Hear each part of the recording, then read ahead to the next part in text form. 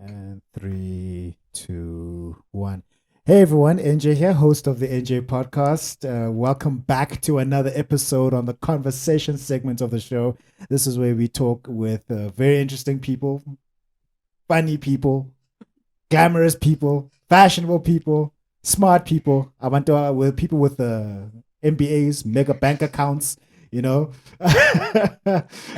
remember the theme of the show is that success is a progressive realization of a worthy ideal. That means you're going after what you've always wanted to go after because it's aligned with your highest values, and that is the only way to live a truly fulfilled and successful life.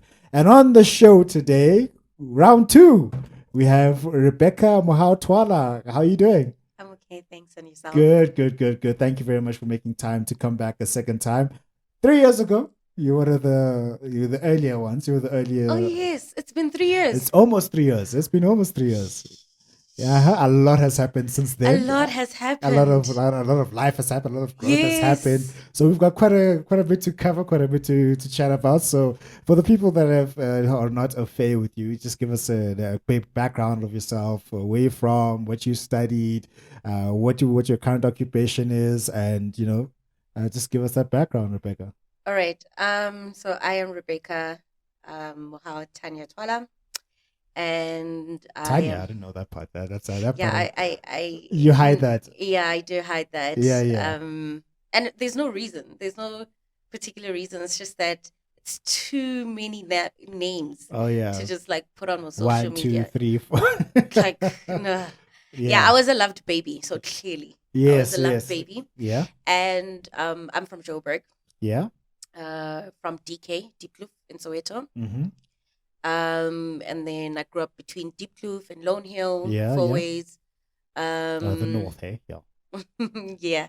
And okay, so I went to boarding school and day school in Mm-hmm. my primary and high school years. Yeah. So it was a bit of a mix of experiences, I think, so to Mm-hmm. speak. And I went to Rhodes. That's where I met you. Yeah, Rhodes University, yeah. Yes, Rhodes University. I studied economics and I did my honors in economics at Rhodes. Yeah. Couple of years later, I did my postgrad diploma in general management, Mm-hmm. and then I did my MBA, and now I work as an executive assistant. Yes. So, from a career perspective, So she's rich, guys. no, Yes, she's rich. no, She won't tell you, but she's rich. I am definitely She not pulled rich. up in a Ferrari. I'm like, how? Like, kanjani? No, please. All right, I'm kidding. Because people are gonna really expect me to be pulling up in places In a Ferrari. In a Ferrari. A yellow one, even, not a red one. Oh my goodness, my word. I'm gonna no. stop. No, you should have come in a Ferrari. She left yes. it at home. My imaginary Ferrari, I Yeah. left it at home. Yeah, yeah. So I started in consulting, Sure. worked in consulting for about 8.5 years. Mhm. And then I decided that, you know what, done consulting. I want to get into a more, I don't know, if I'm going to do some consulting work, it has to be in-house. Yeah. So I want to be on the client side. Mm. And I ended up with my dream job, Mhm. which is a job I'd been hunting for about 4 years prior to 4 me years. getting it. 4 years. Yeah. So from I the want- so how did that the hunt for this dream job start? Like 4 years. What was the journey to say, okay, this is the job that I want. It's going to take me 4 years to get there. Did you plan out? Oh, no. What was that journey like? Oh, no. I definitely did not think it was going to take me 4 years. Okay. I thought it was going to take me 6 years to get it. 6, okay. Yeah, 6. No, 6 months. 6 Sorry, months. 6 Oh, months. okay. That's a big Six- difference. Yeah. Yeah. I guess it speaks to my patience. Yeah. My ability to be a patient person. So I was working with a recruiter, Mm-hmm. and I'm going to name her because she's absolutely amazing. Okay. Robin. Oh, her surname escapes me, but her name is Robin, Yeah. and she works at Payton Personnel. Yeah. Patent personnel. Yeah. Okay. So for 4 years, her and I were working towards me getting into an EA role. And I was very clear. For those who don't know what EA is, It's an executive assistant. executive assistant. I hear my thinking enterprise architect. It's Oh yeah. Some people think executive assistant. yeah. And for those that want to know what an executive assistant is, there's obviously different levels of being an executive. It's different types of executive assistants. Yeah. Assistants. Assistants. Yeah. And also different levels. Yeah. So I work for a financial services firm. Yeah. Insurance. Which so insurance, and I am a group executive assistant. So she's not just not just executive assistant, group executive assistant. Okay. I need to change the title. No, leave it as is. So obviously companies have a lot of executive assistants across the board. And so I report to the sales guy in the firm. And yeah, like it's been such an amazing journey, honestly. It's been, and it was worth the 4-year wait. It was worth the 4-year wait. And when I look back at it, I was meant to wait 4 years for this role. Why were you meant to wait 4 years? Because what I'm exposed to right now, I wouldn't have appreciated it had I got this job 6 months into it. Sure. 6 months into my search. Yeah. So I had to wait, because in that time I was in consulting, getting promoted. Yeah. But also understanding that that's not where I want to be at. I wanted to be an executive assistant. And so I was really working hard at trying to make sure that I get my ducks in a row for me to prepare me for this role. And that 4-year wait, it wasn't just me waiting and doing nothing about it, but it was waiting and actually preparing myself from a physical, mental, and just professional perspective, professional level, for me to get to where I am and for me to succeed in this role, because it is a challenging role. And like any other person, I do have imposter syndrome, right? In some instances. I mean, you're like the 5th person this week to tell me that they've got imposter syndrome. Yeah. What is imposter syndrome, and how did you deal with it, or are you still dealing with it? I mean, I'm still dealing with it. Yeah. Yesterday was the 1st of July. I started my role last year yesterday. Oh, well done. Yeah. Yeah, so you survived. Well done. You survived. Right? Oh my goodness. Did you buy a cake with a 1-year candle on it? Honestly, yesterday was very busy. I didn't have time for it, and I think I'll come back to the topic. But another issue with me is that I really don't celebrate my milestones. I'm always on to the next, and it's a really bad habit. It's not something I wear with a badge of honor. It's not something that I'm proud of. It's something that I acknowledge is my weakness, and I'm really trying to be a bit more appreciative of my journey and how far I've come and all my accomplishments. Because I mean, when you told me to write a bio, I was so tired, and I started thinking of all the things that I've done, and I thought, oh my gosh, I've done so much and I've celebrated none. Yeah, you see. I've graduated 4 times and I haven't celebrated a single graduation. Not a single one. 4 times. I haven't celebrated a single one. And not once. No, not even. And my parents, my family, my friends, they're all telling me, okay, dude, we have to celebrate the MBA. Yeah. It's been 2 years since I finished it, and I still haven't done anything. And I promise, I actually am going to celebrate it, but it's probably going to be like next year. The day I graduate with an MBA, I don't know what is going to happen. So an ATM, just because I bought an MBA, because I'm printing money now with an MBA, isn't it? It's not like that. It's not like that. Not like that? No. It's not like that. I mean, we're moving off topic because I actually want to go back to the executive assistant thing. Yeah, I think it's a really, really important aspect of my life. I'm currently living my dream. Yeah. I've been working towards this role for the past 5 years, because I've been in it for a year. Yeah. So the past 5 years. and to live in it, I Mm. still forget how important my boss is. Yeah, you forget. No, I really do, because to me, he's just my boss, Yeah, you yeah. know? And, at work, people be like, yeah, there's the girl with the money. And I'm like, I have no money. I just report to the guy Who has the money? who has the money. I have no money. And, and I realized that I had a conversation with a colleague, Yeah. and she said to me, you know, where you are it's not just for you. It's Mm. for others to feel inspired Yeah. and motivated That they by, can do the same. by what you've achieved. Yeah. And because we were talking about the fact that I don't celebrate my milestones, Sure, and she sure. said that it's so important to celebrate your milestones, because you have people that are rooting for you and that need a reminder that Yes. it Yeah. is possible. 100%. It is possible to reach your goals, and Mm. there's no any rejection that I've received towards getting up to this point Yeah. was honestly redirection for me getting the perfect EA role, Yeah. because I had been applying for EA roles and I would always get to top 2. Yeah. Always get to top 2. Yeah. So I knew that I'm an EA, Yeah. right, at this point in my life. Yeah. But it just wasn't the right time, and I think that God did a perfect thing by placing me where I am right now, with Yeah. the boss that I'm reporting to, Yeah. with the company that I'm in, because Yeah. their values, the culture, Yeah. my boss, Yeah.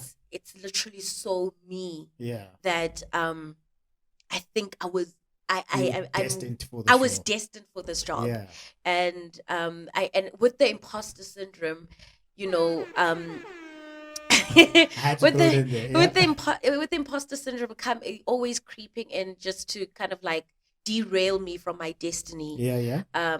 Because you always you kind of sell yourself short and tell yourself that there could be better people Mm. that are more qualified for this role. Mhm. And I mean, imposter syndrome is always creeping in, especially in this role, because you get the decision makers are within close proximity Yeah. Yeah. compared to my previous roles. Yeah. Yeah. And I'm able to see the firm at a bird's eye view, Mm. right? And I'm able to get access to information, and just also able to place my ideas forward and just see them come to fruition Sure. and affect other people within the organization. And that is it's I cannot describe it Mm. for the life of me. And so, with that being said, I'm really at a place where I'm just genuinely grateful. Mm. I'm grateful. I live each day as if it's my last, Yeah. because the 4 years it took for me to get to where I'm at, Yeah. it took a whole lot of heartbreak, Yeah. a lot of pain, Yeah. but a lot of hard work, Yeah. and a lot of and a huge imposter syndrome shadow Yeah. of myself. And You're right not now, good enough. Who do you think Yeah, you are? exactly. Other people are better suited. right? Go back home. Exactly. Hey, And right hey. now the shadow is like, I mean, Is the it shadow there? is It's there, minimized. but It's like minimized. yeah, it's shorter than me, so it's shorter pretty than short. it's pretty short because Yeah. at the beginning was like this Yeah, it big, was very towering big. thing. Yeah, yeah. You know that chicken licken ad Yeah, where that- the that cravings monkey- got that was my imposter syndrome shadow. Yeah. So right now it's like almost non-existent, but we're working at it. Yeah. But yeah, I'm just at a very I'm really at a happy space, and also, just to go further as to Yeah, explaining yeah. what an executive assistant Yeah. is. What did they do? So I'm a chief of staff, basically. Mm-hmm. So you fire people. No. How's it like to fire No, people? No. Oh, okay. I I'm do just- not fire people. I do not hire people. I do not fire people. Nope, that's not what I do. I've got this sadistic dream. It's just a sadistic dream. I grew up watching WWE, Vince McMahon. You're Yeah. fired. No. And Donald Trump also saying you're fired. I just want to hire someone for the express role, just firing them just to get that out the way. Why? I don't know. No. I don't know. It's bad. How, right? how about you look at your teddy bear and tell your teddy bear that it's fired? Get it out of your system. There's nothing great about telling someone that they're fired. Oh, I can imagine though. Yeah. I can imagine. Yeah. So I think you know what I'll do. I'll put that in the contract. I'm hiring you just for this week, just so I can fire at the end. Like, Okay, do they get paid per annum Huh? do they get paid for like a huge lump sum just so that you can tell them they paid? If that's what it takes, then that's what it takes. Oh yeah, then hire me for one day. I'll take leave. I'll take leave one day. I'll take leave on the one day that I'm supposed to work for you, just so that you can tell me I'm fired before I work, and I've And then earned you my get a lump sum. And yeah, I then... get a lump sum. I'm willing to do that. You see, I just want to do that, and then it's out of my system. Yeah. You can even do it at I don't know, at a monument of some sort. Monument. Yeah, if you want to do that. If Rebecca Twala, you're fired. Great. Thank you for my check. No. You want to act like that? No. No. Sorry. Because then I'll be getting a big fat check. It's going to be very difficult for me to act like I'm crying. If you hadn't told me I would get my big fat check before, then perhaps I would have been able to act like I'm crying. But you'll just be like, oh well. Yeah, I'll be like, oh well, I'm gonna get my money. So. Oh boy, that's just. I think I want to do it in a legal way. I just want to just say that. I just want to just say it, get out the way. Yeah, as long as in the contract it says as long as the contract you only have me for 8 hours. Yeah. I can take leave from work and then I'll give you the 8 hours. Yeah. Lump sum. Okay. Yeah. All right, and then cool. I've still got my job. So you know what I mean? Yeah. Yeah. So you, as the chief, you're basically a chief of staff, but you don't hire and fire people. So what is it that you do? Because I thought chief of staff like you can hire and fire people, or maybe I was just watching too many American movies. Right? Yeah, definitely. Okay. All right. Cool. It's so a lie. Teach me. What is teach us? Yeah. Okay. So in my role, anyway. Yeah. So what I do is so obviously any manager or any exec would have special projects that are coming out of their offices. So as a chief of staff, you kind of like lead those projects, and you kind of delegate and work to making sure that anything that's affecting him, you deliver it basically. So I do everything he can't do or he doesn't want to do. But it's more he can't do than he doesn't want to do. He's too. I mean, his diary is full of meetings. Yeah. And engagements. That's it. And he's a sales guy, so he needs to actually engage with clients and engage with people that work within his department to get clients. So a lot of the deliverables come from me, and we work together to make sure that they reflect his views and his vision for the business unit. And so forth. And then, of course, there's the board packs that you write. Yeah. Aren't those fun, hey? Yeah. They are so fun. So fun. Really? No. They're not fun at all. It's a lot. It's a lot. I mean, preparing a board pack for the board. Yeah. There's a specific language. You need to be careful of your audience, but you also need to tell the truth about what's happening in the business. Yeah. You have to understand the business unit from beginning Start to to end. end. Yeah, Yeah. like it's a lot. But one thing that I will say about writing up board packs is that you really get to learn about your business on an intimate level. Yeah, because you have to report back what the most important pieces of what's happening in the business unit. But in order for you to do so, you need to understand what's happening across the business unit. True. You have to know everything about the business unit. And so that's what I would say is very interesting about preparing board packs. And there's hardly any sleep around that period. So like board quarter packs prepare every quarter, yeah? Yeah, every quarter. So basically every 3 quarter, months. Basically. So you can sleep for 3 months and then not sleep. No. Then there's other projects I'm working on. Yeah. And there's other deliverables and reports that I submit. And so like we've just ended Q2, which is half year. Yeah. Yeah, I'm not gonna sleep this week. Oh, so it's this week you need to prepare the board pack. Yeah, there's a lot. It's not just this week. It's like just in the next month or so. Yeah. Okay. So what else is involved other than managing your boss's diary, putting the board packs together? What is the nature of the other projects that you work on? So obviously, like a lot of stuff that you work, like it's special projects. Yeah. So whatever strategic initiatives that we're running in order for us to support the overall group strategy. That's what we Yeah. do. Yeah. So obviously I cannot go into detail on that No, because 100%. but yeah, that's basically what you do, and you're a custodian of the business, more specifically the business unit, and you are a reflection of the executive that that you report to or you support, and so that's basically what I do. But more, if I were to really simplify it as much as I possibly can, I'm gonna think of my consulting days. So you'd have a project, right? Maybe at a for a specific company, they are implementing an enterprise resource planning. Yeah. Is it? It's ERP. I remembered, enterprise resource planning program. Yeah, sure. Right. So that means that there's little projects in there. So there would be a project for HR, a project for finance, a project for procurement. Sure. That's what I do, but at a higher level. So there would be multiple stuff running in the business unit, and then I would run some of them. Yeah. So do you have people reporting into you? No. You don't have people reporting? No. Into you? You don't want people reporting into you? No. You don't? Not in this role. Not in this role. Not in this role. Yeah, Okay. no. I don't want to say I never want people. No, I definitely would love to have people reporting into me in the future. Yeah.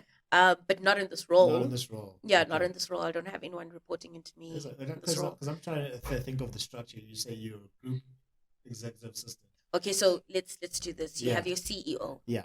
Then you have your executives, managing executives or heads of business units that are reporting into him. And then you have me reporting into the guy that's reporting into the CEO. Yeah. Yes. So, and then you have my guy who has a team of executives. They run different parts of the business that he owns. Or he basically he's responsible for. So they have different parts of it that report into him. And I basically it's a weird system. Because I report into him and I report into one of the guys that report into him. So how does that work?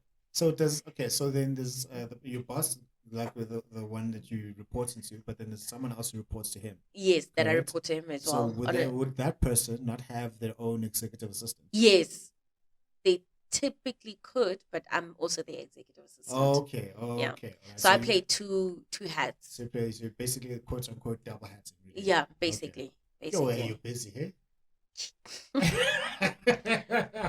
That's why it's taken me so long to come here. Yeah, like we try to get you back on for the past 2 years. You have. So it's you have. Like after done with the MBA, I'm like, Nazo. Yeah, you're like, round 2, and I was like, listen. No, we don't have that time. So that is a bit weird because I'm like, here I was thinking all you did was just manage people's diaries. That's a PA. Is that a PA? That's a different. So yours is like more involved and at a different level. Yeah, that's more. That's a PA. I mean, I could manage some part of his diary, and that is maybe strategic conversations that you'd have with people, strategic conversations that he's having with other people, right? Yes. So maybe I could manage getting information to him prior to the meetings, just so that he has context to the conversation, that sort of stuff. And also just managing how he governs his business unit. I'd also be involved in that. But I don't set up meetings. No, that's not, he's got a PA for that. His travel is sorted out by the PA. I just work very closely with the PA to make sure that there's very little clashes. So I would have the PA just would sort of like slot in engagements in his diary. I would look at, okay, he's having this engagement now, but he's the due date for for the deliverable that he need for that due date is actually before. So perhaps we need to, or is after, or perhaps we need to move out the engagement so that we make sure that the due date is before, and you know, all of that stuff. So I'm very content based, whereas she's just like time based. More Like time based. yeah, Oh, like okay, does he have time? Does he slot in enough time for rest? That sort of stuff. So yeah, I'm more content and special projects based. Yeah, I can't wait to tell them like group CEO of so I can have my own executive assistant.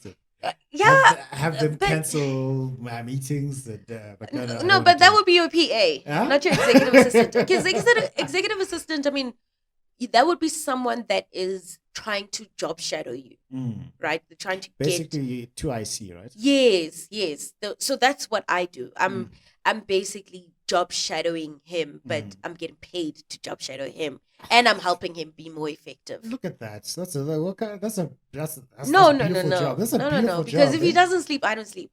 Oh, yeah, very true. Yeah, If he yeah. doesn't sleep, I don't sleep. Yeah. Then you take Yeah, another yeah. 3 years to And- come on the podcast again. You see, now we gotta- And also when he's traveling, Yeah.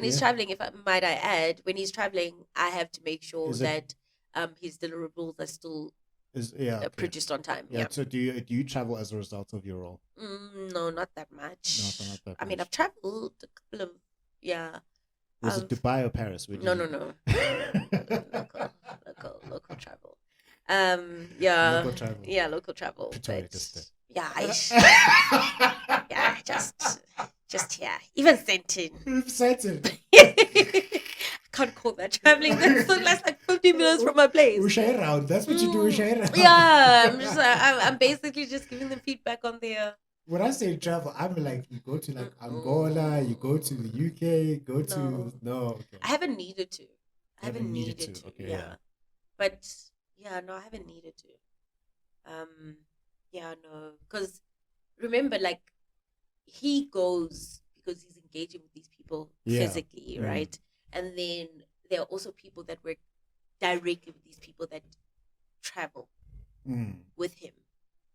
So like me, I'm supposed to make sure that his office is running in the background while he's not here. Yeah. Okay. So yeah, it's... so if he takes leave for like a month, things must still be running. Yeah, things must be running. Yeah, and if they don't run, they're gonna be like, "You didn't do your job." Is that what they're gonna be saying? I haven't had that because I'm always making sure things run. So I'm saying. I haven't been in a position I for know you that to haven't been in a happen. position. I'm saying that if I understand. If it happened, then they'll go into Perhaps. Perhaps. I don't know. I've never been put in a position where someone says, "Oh, you didn't do your job." I mean, I've made a mistake. Yeah. You know, I've made a costly mistake. No, Yeah. not even costly mistake. I'm lying because costly sounds like it was a financial issue. Yeah, No, yeah. I just mean costly in terms of like it was a big boo boo. Okay. But it didn't have financial implications. Okay. But I was able to fix it. But yeah, I guess it would be on me that I didn't do my job. But that's never going to happen because I do my job. I know you do your job. I'm just saying where the accountability lies. Well, basically, so he'd be accountable for all of his work. Yes. And then sometimes you'd be responsible for doing 100%. some of the work. Yeah, that's what I'm looking 100%. at. Yeah. Yeah. So what has been the highlight of being an EA? Oh yeah, definitely being in rooms where you wouldn't get an opportunity to be in Yeah. if you're even Not an EA. yeah, if you're not an EA. Yeah. Even just being ahead of something, like head of something within a department. You chances are you haven't been exposed to some of the conversations that I've been in. Yeah. Because you're not within close proximity to my boss. Yeah. So it's also just watching my boss's mind, like or watching him think and how he thinks and how he interprets information. How he processes and interprets information.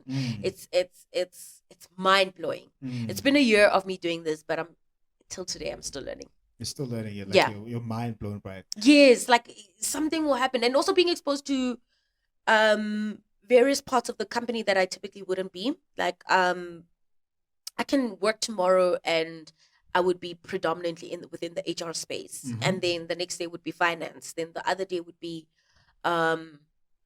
operations. Then it would be IT. So you're exposed to a multitude of functions within the business unit, and so you also end up understanding intimately how the engine of the business is running. That you typically wouldn't be able to have that kind of exposure if you're specialized or head of maybe IT. If you're head of IT, you're just exposed to IT, but there's no finance to it. There's no HR in it. There's no ops to it. Yes, you'd work with those people, but you're not exposed to how they work and how they, collaborate to make sure that the business unit is functioning. And I think that for me is probably the biggest highlight. Yeah. It's like being able to understand all parts of the business. Yeah. For an extended period. And Yeah. the next thing it just switches and then you're somewhere else. Yeah. Yeah. Jeez. Like not even next thing. Like it's literally who's like, the recruiter for us? Just Robin, who works at a recruitment firm something called personnel, right? Payton. Yeah, so it's Paton. Okay. Yes, I forgot her surname, but it starts with a K. And yeah, we've been working at it for. I'm coming for you. We were working on it for 4 years. Yeah, 4 years. You said 4 years. Yeah. And here's the thing. Yeah? Here's a great thing about this role, and why I know that it was meant for me. So Robin contacts me. So for the longest time, she's been trying to get me into an EA role, and then she said, it's very difficult for me to sell you, Rebecca, and I know that you do well in an EA role. Then I decided, you know what, I'm actually going to do my MBA to get me closer to this. Yeah. To get me closer to this role. And she said, you doing your MBA is great, Rebecca. I should be able to sell you a bit more. Yeah. And we struggled a bit, and then this role came up. So this one came up, and it also came up for a competitor. Mm-hmm. But the competitor EA role was not for a group executive. Just a little lower, right? It was a relegation zone. And it was in IT. And given the fact that I had IT experience, Robin said, hey, I've got these two EA roles, but I think that you would do better in the IT one. Yeah. But I'm going to put your name forward for this one, the one I'm in right now. And she's like, I don't think you're going to get this one. But you know what? Let's just try. And I said, yeah, I see what you mean. I don't think, but you know what? That's my job. Let's give it a shot. So you said it's your job. No, I was like, no. That's my job. You know? Yeah, I was like, no. Yeah. I read the spec and I was like, some of the stuff, no, it's fine. I can learn it. Yeah. Yeah, surely. I mean, if I finish an MBA, surely I can learn this. So I gave it, I put in my CV. She didn't hear back for the IT EA role, but she heard back for this one. Yeah. They said, okay, they want to meet with you, and they wanna, so the initial interview is just to meet, like a meet and greet type of thing. I think it was a 20-minute interview, very quick, to the point, but because I'd be reporting to the managing executive as well as the exec reporting into him, I had to meet them both. Yeah. So I was the first one that the managing executive met. And immediately when I walked in, it was still during the time where, we could wear masks, not really, kind of, sort of. Yes. You didn't know if we were advanced stage 16. Exactly. Where the president just went mute on us. Exactly. Yes, He exactly. us. That's what he did. So I wore my mask. Yeah. Right. And then eventually while I was busy talking, I said, do you mind if I just remove this mask? And he said, yeah, please. Because he said, can I remove my mask when we started the conversation? Yeah. So I'm not going to say no. Yeah. I said, sure. Sure, yeah. But I kept my mask on. And then I said, listen, do you mind if I just remove my mask? And he said, yes, please. It would make me feel comfortable. And we just spoke about everything personal. So he really wanted to know who I am outside of my job. Yeah. You know, what do I like doing outside of Who my is job? Becky? Yes. Yes, and who is Becky? And I think for me, when we were talking, I literally thought to myself, I said, I don't even know why this guy's gonna meet all the other candidates because I know I got this job. You blow. I was literally like, oh well. This is my job. Come on now. You know, it's formalities, policies, company policy. They have to go I through guess, all the, I guess, but I mean, I was just like, yeah, they're wasting their time. yeah, Yes, no, this is definitely mine. yeah, I it starts really, on Monday. right? I was just like, oh man, I should start next week. Why are we wasting time? Yeah. And you know, I had such a good conversation with him, and I think for me, like, I didn't realize how important he is in the company I'm at right now, right? Simply because he was just so down to earth, just humble. Yeah, very very same. mellow. He's very mellow. He's a very mellow person, but he listens. He listens really well, and he's very open to you expressing yourself Sure. in the way that makes you feel comfortable, and it didn't feel like an interview. It felt like this, Yeah, like a we're chatting. podcast. Yeah, yeah. we're Yeah. chatting, So except I'm doing most of the talking, like Yeah. now, actually. Yeah, well, Yeah. it's exactly like that. It's exactly like this. So Yeah. and then I went to meet the other exec, and which was great, and you know, he was just like grilling me, and I came back guns blazing. And you know, even after that, and which you need to have in an interview, you need to have the, you know, cover the soft side and then cover the hard stuff, right? Great. I called Robin. I said, Robin, I got the job. She said, did they tell? I'm like, no. No. I'm telling you I got the job. She said, Rebecca, listen, you know, I would just like to manage your expectations. Of course, Robin is going to say it. Of course, she's going to say it. I said, okay, girl, all right. Uh-huh. And then she calls me, I think a week later or a few days later. They want me to do some assessments. I did the assessments. And then a bit after that, now I'm meeting them again, but over Teams. Sure. Cool. And I meet with them. Fine, great interview. Loved engaging with them both. And then I called Robin. I said, Robin, because and the beautiful thing about Robin is that she will prep you. Yeah. She will prep you. She'll prep you and give you like whatever context she has on the person interviewing you, she'll give you that context. Sure. And she'll prep you in terms of, you know, focus on this, you know, even just from a physical perspective, you know, be warm, don't fold your arms too much, don't use your hands too much, but also be warm, be welcoming, but also don't be inauthentic, you know, all these things. Like, really, she was really working towards me getting this job.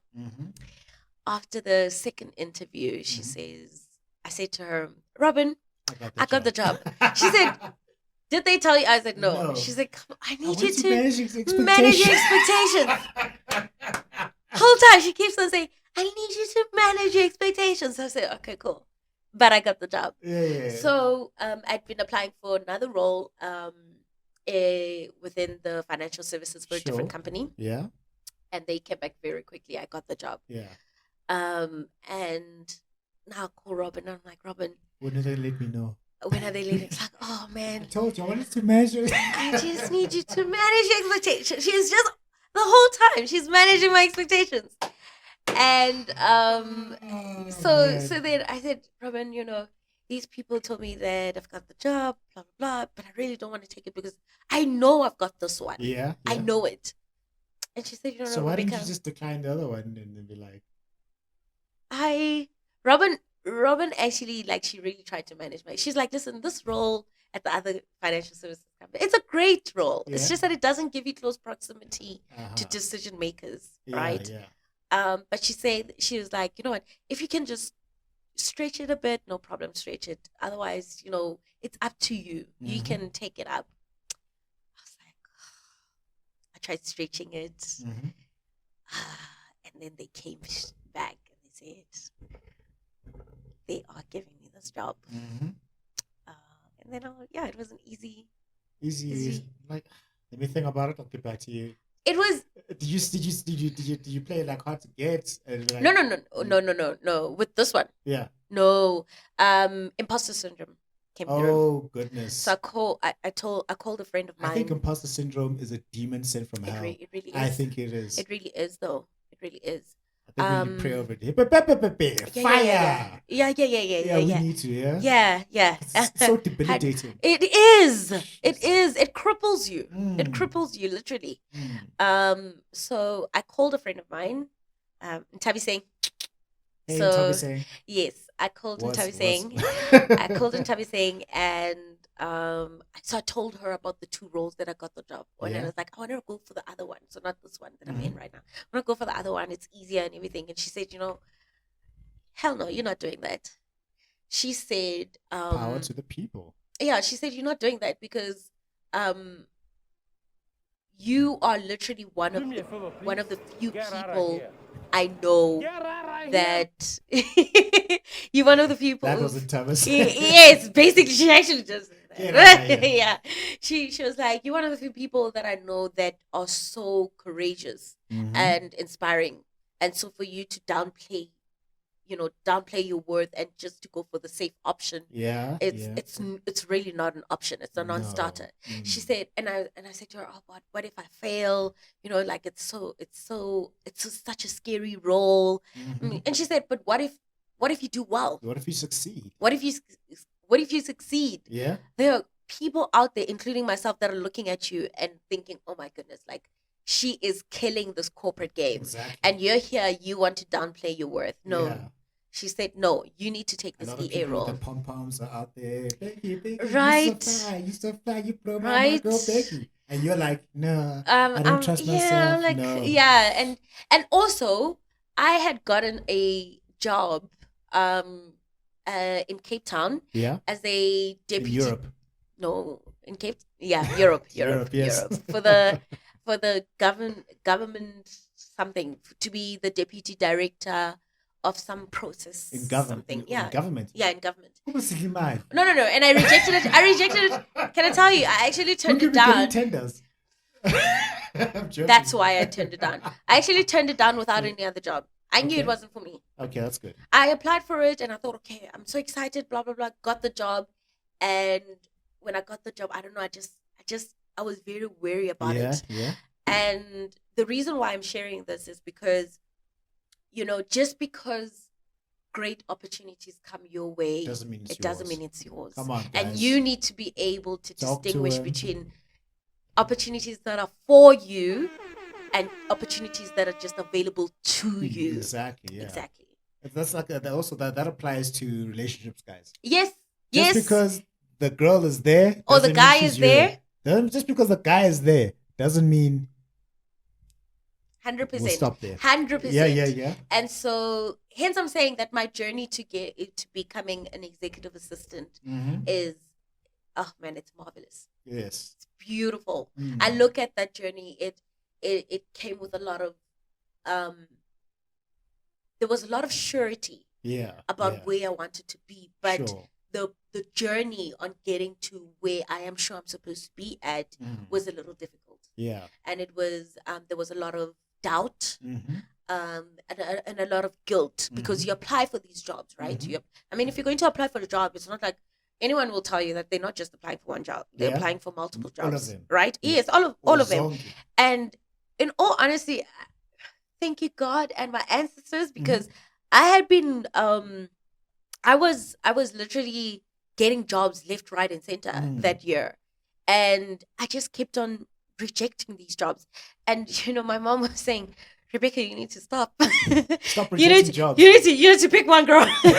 Come on now. You need to pick one. We don't want people to think that we have a snake here. Exactly. Utwele. They think they'll be calling you Rebecca Twala. Exactly. So my mom was like, "Girl, you need to pick one." And Rebecca, uyenza ngani? you know what I mean? Like, and in all honesty, it's really just hard work and prayer and just really being sure about where you want to be. Like Robin and and right, and having the right people in your corner. Yeah. It's so important to have the right people in your corner, and the right people that are going to be sincerely and genuinely happy for you, because a lot of the times, Not those haters we out there. we surround ourselves with people that are friends, Yeah.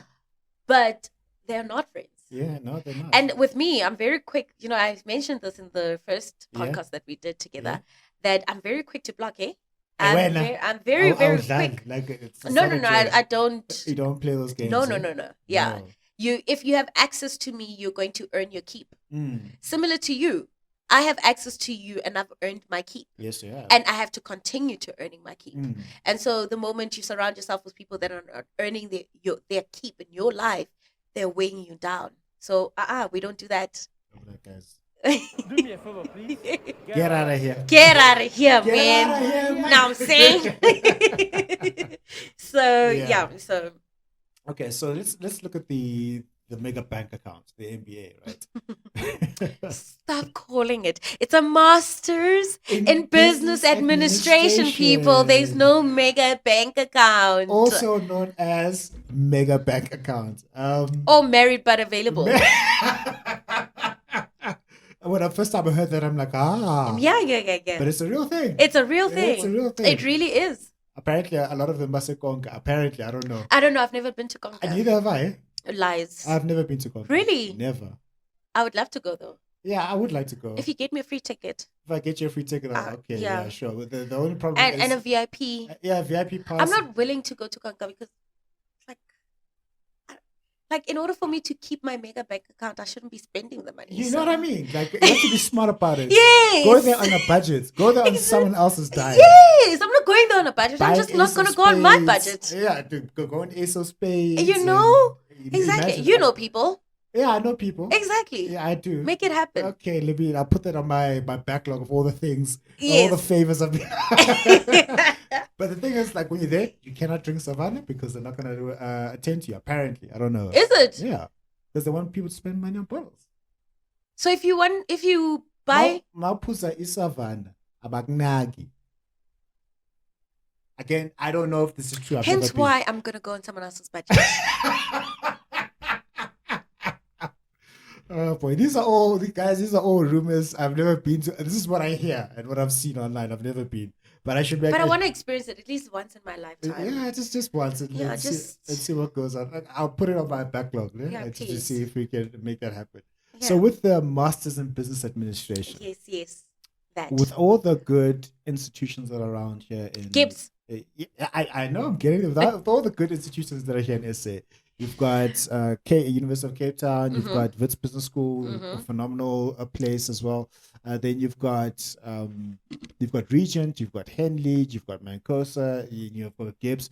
What made you select GIBBS as the place to do the MBA? Oh, it's the best. It's the best. Oh. The best where? Easy Like choice. here in SA. Yeah, and it's actually quite. I mean, for me, in Yeah. my honest opinion, Yeah. these are the MBAs that are like you should spend your money on. Yeah. GIBBS, which is the most expensive, by the way. So Yeah. it's Like, GIBBS. how much is like half a bar? Now it's like 420, and then if you're gonna add your international trip, it should be half a bar. Yeah. Thank God I did it earlier, but half a bar. I mean, yeah. But I had budgeted half a bar anyways. So if I wanted to, I could buy a car cash. Yep, If I save well enough, I could you buy could a car buy a young toilet. cash. Half a bar. Half a bar. I need to see. But who- you get it back. Yeah. Yeah. That's what I'm saying. Yeah, you get it back. Now get you now you ball out in Ferraris. Imagine that. That's what People are going to be so disappointed when they see my car because it is far from a Ferrari. And that's by design. And that is by design because she's educated. She did the MBA. She understands finance and costs. So she's not going to put out a Ferrari for no reason. Yeah, and I'm just not going to buy a car right now. The economy is just not favorable for buying Oh, a come car. on. Interest rates are nice. No. Petrol prices are nice. I What? guess petrol prices go to decrease this week. Yeah. Yeah. Yeah, those are nice ish. Yeah. Yeah. Okay. Yeah. But all right. Cool. But so, interest rates, no. basically, it's like half a bar, right? Yeah, basically. And So I was still telling you the institutions sure, that I sure. would recommend. Yeah, So yeah. I would recommend GIBBS. Hi. yeah, of course. Hey, Gibbs. Yeah. Um, Fund my MBA, please. yeah. For This is for not gonna happen. for Yeah. for 10 people that are going to be doing the MBAs Yeah. at GIBBS Yeah. because of me, please comment down below so that I can send it to GIBBS and be like, These I people. need a cut in this. I need a cut in this. Like, when you try to negotiate, oh my. Oh Listen, my. that's how I got to where I'm at right Of course, by now. negotiating. Right? Okay. Yes. Oh my goodness. But when someone tells me I'm not going to be able to do something, I'm like, Oh, okay, all right. I'll show you. Like Robin. Yeah, It's like, Robin. I'm not really sure. Manage your expectations. I was like, I'm managing your expectations. I'm gonna get this job. I'm going to get this Boom. job. Yeah. So the institutions would be GIBBS, WITS, Stellenbosch, UCT. Yeah.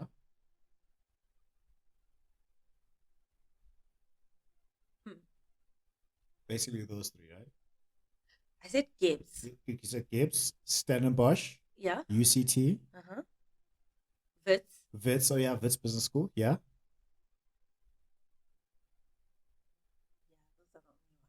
Oh, those are the only ones. Yeah. Yeah. Mm. I mean, you have UKZN and NNMU. You were not very convinced when you said, "Oh, you could go to UJ Rhodes to do it." and Rhodes. Listen, I'm a Rhodes and through, but about their, yeah, you could do your business. Could do your MBA there. Oh boy. Yeah, but those are the 4 that I You would would recommend. recommend. Yeah, I would, simply because of the association that they have with various How did they become business to be known schools. as like GIBBS specifically? Because Mm-hmm. they've had that reputation for quite a while. Yeah, Why is it that they have that reputation of being like the best? because they Because they are. get the best. Because of course, yeah. How did I not see that one coming? Yeah, Because yeah. I mean, You know what I mean? they get the The best. CEO of the throw in. Right? They get the best there. Yeah. But it's really because of the quality of the students that they get. So the research they produce. Yeah. So most of the time, and I stand to be corrected here. So most of the time, they look at quality of graduates that are coming out of the institution, and obviously the quality of the courses that are being, are they internationally recognized? Yeah, Can they yeah. be used? Yeah. Are they relevant, recent, current, whatever yeah. So there's a lot of stuff that goes into effect when basically giving these institutions those kind of statuses. So not to say that your Henleys, Menkosas, and Regent. Yeah, Regent is another one. Yeah. Regent, and what's the other one? We said Henley, Mancosa, Regent. We also covered Wits Business School. We covered Those are top 4. Remember? Top 4, yeah. Yeah. Those are pretty much the other ones, like yeah, the other ones. Yeah. I mean, I can't speak on their part, but when I did my research, I Yeah. wasn't happy with just the quality of, from my minimal research anyways, I wasn't happy with the quality of or maybe not the quality per se, but more the teaching styles. Yeah. And with GIBBS, also another thing is that it's very independent. Like they teach you to be independent, but at the same time they don't allow you to drown. So they give you a life jacket for Yeah. you to be able to swim. However, you need to be able to want to swim. Yeah. Yeah. So if you drown there, you're literally, it's because you put your head in the water, but you're floating, and they make sure that you're floating. So what does drowning mean? Like how do you drown in the GIBBS MBA? Oh no, you drown. In terms of the workload? Yeah. The level of research that you Yeah. have to do. Oh yeah. Yeah. I drowned, but I brought myself up. I was smart enough to recognize that, hey, there's a life jacket that I'm wearing. Let me use it. Let me use it. Yeah. It's that experience has to be the worst and the best experience of my life. The worst because the worst because I got really sick during my MBA. I got very, very sick during my MBA. And I changed jobs quite a lot. Yeah. I needed to change jobs in order for me to be able to fund my lifestyle during that period. And so I was just I was just in a very. The first year was amazing. First year of my MBA, amazing. I did How long really was it? Was well. it 2 years? Yeah. Yeah, 2 years. That's a long time, eh? Not really. Is it not? Does it fly Mm-mm. like that? Oh, listen. 2 years. Yeah. No, like it. I don't know what you blink Mm. and it's gone. Yeah. And of course the relationships that I built also helped me stay afloat. Mm. But yeah, I was drowning because workload, school workload, research. Oh, research is A killer, yeah? it's a lot. It's a Mm. lot. And there was just a lot of deliverables that were Mm. required around that time. And so, yeah, but in terms of flourishing, yeah, I did end up flourishing. I mean, I finished. I mean, I finished. you finished, yeah. And I And finished on time. You finished on time. Yeah. So what happens if you don't finish within the lot of 2 years? No, you can continue. Yeah. But I think depending on what the situation is, Mhm. depending on what the situation is, that sort of stuff, they obviously factor all of that. But if like you're just dismally failing everything, obviously, I would assume that a Yeah. conversation would need to be had. To say, look, listen, I don't know Maybe if perhaps you this is not for you. Sen kokile, no. No. Well, we are failing anyways. Like, I don't know if they give a discount. Actually, we need to check into that. I mean, I had no care in the world about what happens to my money if I fail, because failing was never an option. Okay, good. So I had no. Especially if no. Yeah. I mean, it's similar. I treated it like when I was at Rhodes. Mhm. I didn't know what happens if you fail, or how can you get your money back if you get Because academically. you Because for did- me, you it was didn't never have an that option. Yeah, It was okay, never yeah. an option. I never tried to work the system that like, am I gonna get my money back if So you're no. not part of the hustlers crew, yes, boy. No. I'm not trying to fail. It's not an option. Multiple choice. There's other people who try to fail. okay, no, maybe not try to fail. Maybe okay, fine, because that's certainly a bad way of stating it. But I mean, I'm not. It was never. It never. fail. No. Never. No. Okay. That's why I put MBA candidate on my LinkedIn profile Yeah. when I started. So that it's Because just people that are like, pressure. "Oh no, this is too soon. I'm not gonna do that because what if I fail?" I was like, "I'm not failing." Yeah, not with my money. That's No, yeah. eh. I mean, I could have bought a Polo. a cash. very good car Yeah, with the bells and whistles on it as well. yeah. Because I mean, it was like 380 or 90, almost 400K. Yeah, almost 400K. I could have bought a car. You could have bought two Mm. if you're being modest. Actually, a Picanto at that time was Yeah. pretty cheap, so I could have bought like 3 You Picantos. I could could have have bought squeezed exactly. 3 Picantos in that You know, amount. you got a car. You got a car. You and know, that's I it. could have pulled that. I could have pulled that in my family. Yeah. Like, let's play a game. Who gets a car? No, you said that to me when I was 5. Not Yeah, you. not you. So Vanessa, You looked at me funny in grade 5. What? Not you. You can't even remember. Exactly. So you didn't even have that in your consciousness to say that you're gonna fail. Okay. Mm-mm. I think for me, Because I was very like some people say like, yo, that's very brave. She's being forward by putting MBA candidate. What if 100%, I got a lot of that. That Yeah. you know what, it's too soon. Don't do that. And I think with me, also when I did my MBA, I didn't appreciate it for what it was. yeah? I didn't realize just the magnitude of that degree and what it holds. Because a lot of people say, "Oh, it's not that important anymore." Too many people have What do you say? MBAs. What do you say? Yeah. What do you? A lot of people have MBAs, but not a lot of people have them from GIBBS. If I say so myself. Exactly. That's a thing. Yeah.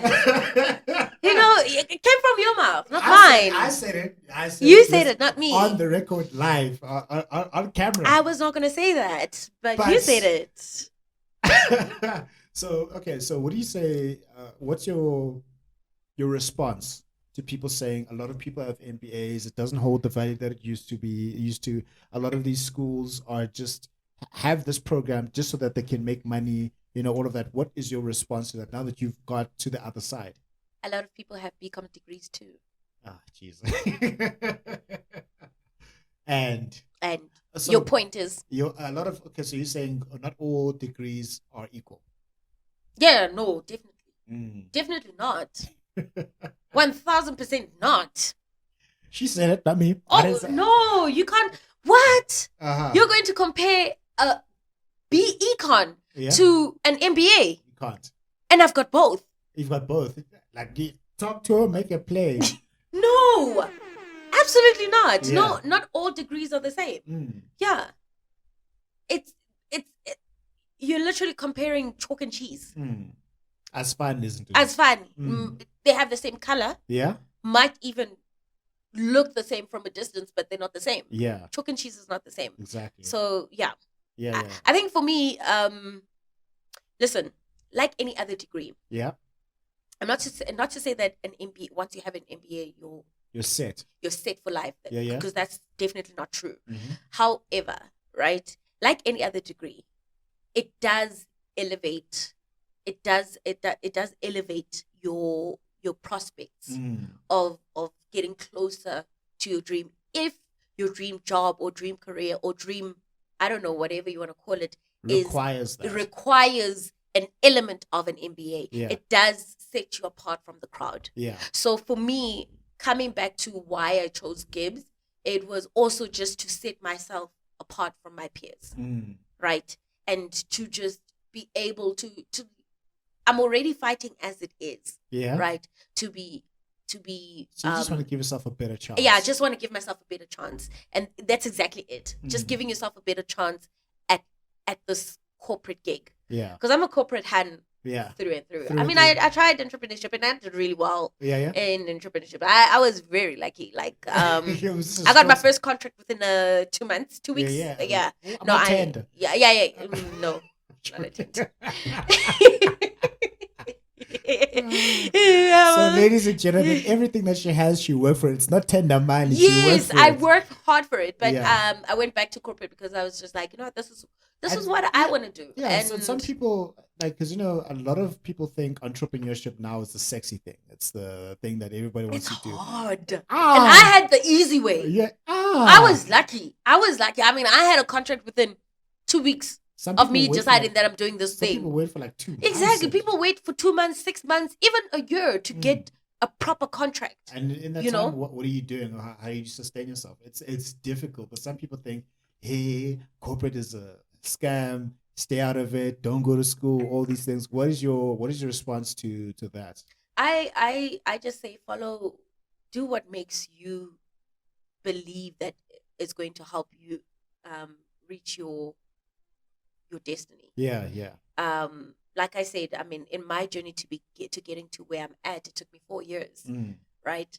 And imagine in that 4 years, there's a lot of, I'm sure I can't do this.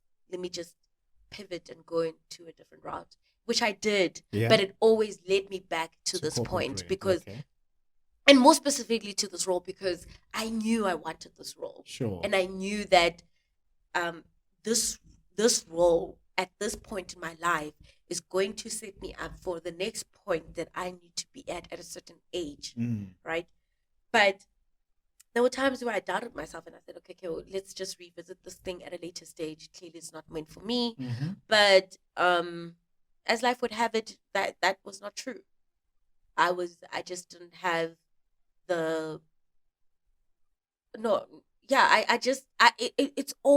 it's deep rooted within you. Yeah. That desire. So if that desire does not require school, then don't go to school. Yeah. But have a plan in place. Yeah. And have contingencies. Because people are always saying, oh no, you can't, having a plan B is so wrong because now it's like you don't believe in your goal. No, it's being smart. Exactly. It's so that when plan A does not work out, you're not shocked by it. You can pivot quickly and then come back on the route. So that's what I believe in. Yeah, it's like having car insurance, right? Mm. You don't want to get into an accident, No, but you're still gonna have but I it mean, just in case. just in case. Exactly. You know what? You don't want your car to be stolen, but just in case, you know what I mean? I've got car insurance. Mm. Exactly. So that's exactly what it is. So, I mean, I respect everyone Mhm. that has a different opinion on school Yeah. than what I do have. Yeah. Only because I've seen school not work out for me, but at the same time I've seen it work out for me. 100%. So I've been on extreme ends of the coin where it didn't work out for me, Mhm. and then one way it worked out for me. Mm. And so that's why I'm saying that I can understand that viewpoint, Mhm. and I'm not willing to just shut it down just because it's very different to my viewpoint. Mm. However, I am willing to have a conversation about it, Yeah. and disagree Yeah. respectfully, of course, with the next person on this topic. But clearly just articulating why I think the way I think, and hopefully they're able to do so, and we can learn from each other. I mean, and also another thing about us guys, there's nothing wrong with changing your mind. Yeah. Yeah, change your mind Talk to him. constantly. Make it plain. Like, just because I'm saying this right now, Doesn't mean I'm 5 allowed. years from now. Yes, Won't be a 5. different story. Yeah, I mean, I'm a completely different person than I was 3 years ago when I made when we You did did the the first show, podcast, yeah, right? yeah. So who knows? We might do even round 4 or round 3 Mhm. in like another 3 years, Yeah. and I would have had a completely change of heart. Yeah. You know. Now she's working on a cruise ship and Yeah, who knows? Maybe I'm at the point of like, what? Actually, I'm not gonna do this. I want to go act. Exactly, I actually want to work on a cruise ship. Exactly, yeah. Yes, and so but at this point in time, in At this this moment, juncture. this is what I think. Yes. And so I'm very open to hearing other people's views, and because I'm open to hearing other people's views, I acknowledge that there is some truth to what people say about school Mhm. not being a useful tool to advancing themselves. Mm. Yeah. Yeah, because it only makes sense if it's part of your plan and your financial plan. That's when it really makes sense. Yeah. Yeah. Yeah. So, question, like some comments I've heard about you is that you're a hero. You don't consider yourself a hero. Really? Yeah, a hero. Who said that? I'm not gonna tell you, but they consider you a hero. Okay.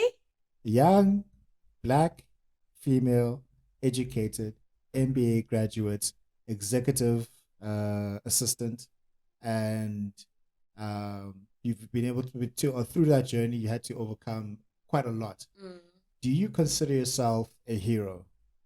no, Why not? I'm just God's vessel, man. Yeah. Yeah. Those are the humble types. I'm just God vessel. Like I don't know how I do it. Just the spirit just comes over me. But I really am though. I am one of I really believe that I'm one of the people that God created just so that people can see his work Sure. in true human form. Mm, that's a good belief. Yeah, and I think I'm just so in tune with my God. Yeah. Everything I've done is because my God never gave up on me. Mm. Even So in the is moments. that what gave you the strength to keep on going? To know that God didn't give up 100%. on you, so you're not going to give up on him. Yeah, and also another thing is, again, surrounding yourself with good people. Yes. Surrounding yourself with good people. I went on a girls' trip about 2 or 3 weeks ago, and we were talking about a really painful, devastating time in my life, and I was, just sharing that. Yeah. And one of my friends said, it's so weird you speak of that period, and you say that what helped you was you speaking out, because we're taught to keep the bad quiet. side, the bad stuff about ourselves to ourselves. Yeah. Because people will rejoice in it. Yeah. And we can only share the good. And I Mhm. said, but good people Yeah. that are there for you are not going to rejoice. They're going to feel for you. They're going to want feel for help you. you. Exactly. Yeah. And because I was able to speak up and I was able to share my circumstances with people, I mean, I shared it with you. I shared it with Yeah. so many other friends, and everybody rallied around think me you can to do make this sure to that I me? prosper. That was my first thing. You think I'll put in cases on all you if you do this to me? You know, and so God works through me so that I can help someone else. Yeah. You know, and it's so important to pave the way for others the way the Mm. way has been paved for you. Yeah. And I truly, honestly believe in that. God is my anchor. Yeah. So, because you're doing you're doing quote unquote what I call the Lord's work, Yeah, because 100%. you are in a space where a lot of younger females, Mhm. even males, who Mhm. feel that they can't occupy those spaces. Yeah. Like executive assistant, GIBBS MBA, being so grounded, and people can now see that and say, okay, because Becky has done it, that means I can do it too. Yeah. Because Becky made it okay to operate in that space. Yeah. Now it's okay for me to do so. Yeah. So that's what I see as God's work that's happening here. Yeah. While you doing God's work. So We And- commend you for that. We commend you. Yes, thank you. yes. Thank you. And with that being said, to whoever said that I'm a hero, Yeah. I don't want anyone who has that view of me feeling like I'm disrespecting their view of me Mm-hmm. by saying that I don't see myself as a hero. Mm-hmm. It's in no way saying that I do not accept it. Yeah. Right? Yeah. I'm just saying that I just haven't acknowledged myself up until this point Yeah. as a hero, Yeah. and so, or identified as a hero. So, for someone else to put that out there and say that I'm a hero, and to kind of like validate that statement because of, the fact that they're watching from the outside, it could be true. It really could be true, because our heroes, it's not like they know that they're heroes without other people watching. Mm-hmm. You can never say you're a hero if no one knows what you're doing and how Yeah. you've done it. If you just get there at the top, but you're not sharing, you're not a hero. Mm. You're just self-centered. Exactly. Because you're not sharing that information, and you're not sharing how to get there. And that's why for me it was very easy to also share with obviously my close friends some of the most painful periods in that 4 years Mhm. that I was working towards this point. And like I said, like, for me, I'm very honest about how I feel Yeah. at any point in time. And so me being honest really helped people rally for me and get me to this point. And when someone says I am a hero, I think of those people that rallied for me to get me to this, to help me get here, are also the So heroes. they're the real MVPs, Yeah, I mean, I'm an MVP too, Yeah, but yeah, they yeah. also MVPs. I mean, probably, I hope anyways. I hope there's someone out there. Maybe I forgot. Mhm. Maybe I forgot. Some I may have forgotten. Some I still remember that I've helped, and they are someone else's MVP, and they see Yeah, me as yeah. the MVP because I rallied for them. And so I'm just really doing what other people have done for me. Sure. Yeah. Yeah. So then, what was some of the darker moments on your journey to being an executive assistant and getting the MBA? A reason why I ask this is people can, including myself, over glorify success. They see you get to a certain point and a certain level, and then we can make the misconception that your life It's is perfect. perfect. It is beautiful. You're driving Ferraris. You're spending on bottles. You have a house in Clifton. Oh, really? Please, I call it in. I You just receive. walk on air and you don't go through anything. However, rarely is that the case when you get to a certain level. There's a saying, new levels, new devils. Yes. So what do you say about, not that, so some people think that once you reach a level of success, your life is now perfect. But what are some of the dark moments that you've had from the moment you said, I want to be an EA, on that journey, and how you were able to overcome that? And I've except lost. for COVID, because that Yeah, clapped COVID. everyone. Yeah, right? that 2020 was a Yo, horrible year. that guy. Okay, I had a great first 6 months of 2020. The second 6 months was horrible. yeah. I think it started going downhill after the podcast actually. Because I mean, when we did the podcast, I was walking on cloud nine, and then after that, it just. But that means the podcast episode was an impetus for you to get here. So thank me. Yeah, God, I'm not one of your strongest soldiers, so I know that I'm in a good space right now. But please, let's not do this. The second half of this year is horrible. Let's not do that. Let's not do that again. Yeah. So, I mean, I lost almost everything. So much so that, I lost everything and had to start from scratch and move back home.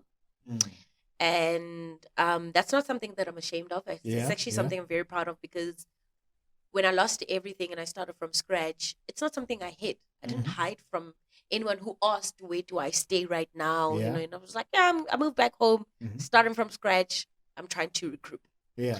So by the time I moved out of home again, I was okay, because I know what rock bottom feels like. Ish. And I am not scared of rock bottom. So when you hit rock bottom, did you go through, like in the movies when they depict someone going through rock bottom, they're hitting the bottle, they're hitting weed and all these addictive substances. They're on cigarettes, they're on cocaine, they're on heroin. So you didn't go into addictive substances to help I you just cope. slept a lot. Oh, okay, that was your cocaine. Yeah. Sleep. Yeah. I just slept a lot. And also, I mean, it's very difficult to kind of like take substances in a black mama's home. That is very true. Shout out to all the black mothers. Hey, they keep us in line. Hey? I mean, I believe I wouldn't still have if I was living by myself, but I'm in my mother's house. Listen. I think, which is very good. What? Sure. Listen.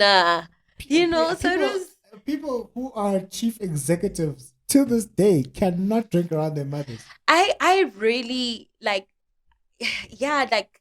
if you hit rock bottom, guys, go back home. I promise you'll get out quickly. Yes. You'll get out quick. Because like, I can't stay here. Yes. I cannot. Everywhere, but here, I have to leave. Do not hit rock bottom staying at your place. Hit rock bottom at home. Because now you're going to have more of that. I promise you, nothing drives you like getting out of that funk, like being at home. Yeah. Because it's not your place. It's someone else's home. It's your mother's house. It's your mother's house. We are rental. Listen. Listen. Listen, I could be 50 years old and hitting rock bottom, but baby, when I'm in Palace's house, no one can tell me. Exactly. Listen. So that definitely played a factor. Yeah. And also, I've just never been one to turn to any substances when I'm not feeling good. Yeah. So I do not. So smoking as well. Like, I mean, no, I don't smoke really. No, I mean, I've kind of like did a hubbly stunt, to be cool, but no, it's not your thing. No. I've got asthma. Oh, yeah, bad asthma. So let's just rather sleep. How's about that? Yeah, how about that? How about we sleep? Catch me in my bed. How about that? And drinking, no. I mean, I'll have a drink here and there, celebratory drink, but being down like me, being serious and going to the bottle store to drink my sorrows. So firstly, I'm broke. Like, where are you guys getting this money when you're down and out to buy alcohol? Where is this money coming from? But wow. Like, it's a lot. Because I'm just like, I don't even have. So you don't have a Tops loyalty card? No, I don't. I really don't, though. I really don't. I don't even know if those exist. I was actually going to ask you, they exist? I don't know. So even with that, for me, I just when I hit rock bottom, the first thing was, okay, how are we gonna? Excuse me. How are we going to get out of this funk, right? Mm. And how are we going to do that in the most financially efficient manner, Yeah. right? And so getting out of a funk by using substances is not financially efficient Yeah. at It's all. not at all. At all. It will hit your pocket. So that was the first thing. And then the second thing was, okay, once I get out of this funk, what is my goal? Mm-hmm. What is our goal? Okay, we looked at EA. Okay. What is the journey? What are the steps I need to take to get to that point? Mm-hmm. So I need to apply for jobs. I need to do this. I need to do that. And I did that. And I always came out second. Always. And every Eish. time I'd ask, I'd be like, why am I not? Because I like feedback. Yeah. So that I can work. Even though it's tough. Yeah. I like feedback so that I can work towards improving myself. Yeah. You know? So I'd ask after the interviews why I thought the interview was great. And they'd be like, listen, it came down to 2 people. And unfortunately, you're just the loser in this instance. Well, they didn't What use that loser? term, but yeah. But you heard loser. Yeah, but I heard loser, you know. So, but also like I don't see myself as a loser, and I think that also contributed to me being able to get out of the funk. Yeah. And to also just be able to really grow from that situation. Mm-hmm. And I think that with also just having the parents that I have, especially the mother that I have that is constantly reminding me of the dreams I've always had for myself. So it makes it, because she keeps me accountable for my actions. And so it makes it very difficult to stay in that funk. Yeah, and so it was very, I wouldn't say easy. It wasn't easy to get out of it, but I mean, relatively easy when I look at other people. Yeah, relatively easy to get out of it because of the people I surround myself with and the fact that I am so sure in myself. So I was able to get out of it, and I'm really glad that I've never been a person that is pressured by peers. I don't experience peer pressure. I'm very much in tune with myself and what I want for myself and what I want out of my life. So I've always grown up with own pace, own lane, own race. Good. Right. Good. So yeah, and it just makes it easier, I guess, if you don't focus on the noise and other people and what Njablu is doing or what someone else is doing. Yeah, and that's an easy way for you to be depressed. Yes, it's very easy, and the thing is, you don't know the battles that someone else is facing, and yet you go. Hence, I'm saying it's very difficult for me to accept that I'm a hero, because I'm just like, this person. Do you want the demons that I face? Exactly. Because if you had to really understand the detail, really get to know the details and understand what I had to get through to get to this point, you might not think I'm a hero. Exactly. And you might not want to. You might not want to take this path. Yeah. And, I always tell people, if you don't believe in God, ask me to tell you my story. Yeah. There's no way you can walk away not believing in God. Not believing in God. Yeah, no. Once I share my story. Share your story. If you're comfortable. I'm not comfortable. You're comfortable. Okay. Yeah. 3 years from now, when you're comfortable, then probably when 3 years from now, I should be comfortable to share my story. But I'm just always in awe of myself, and I'm so proud of myself that you're able to do. That's a very good thing. I'm very proud of me. So, so question, like, if you're proud of yourself, what's stopping you from celebrating milestones? Because I always feel that I'll celebrate today and then tomorrow I hit rock bottom. Oh, so it's that fear. Okay, I see what you're saying. I see.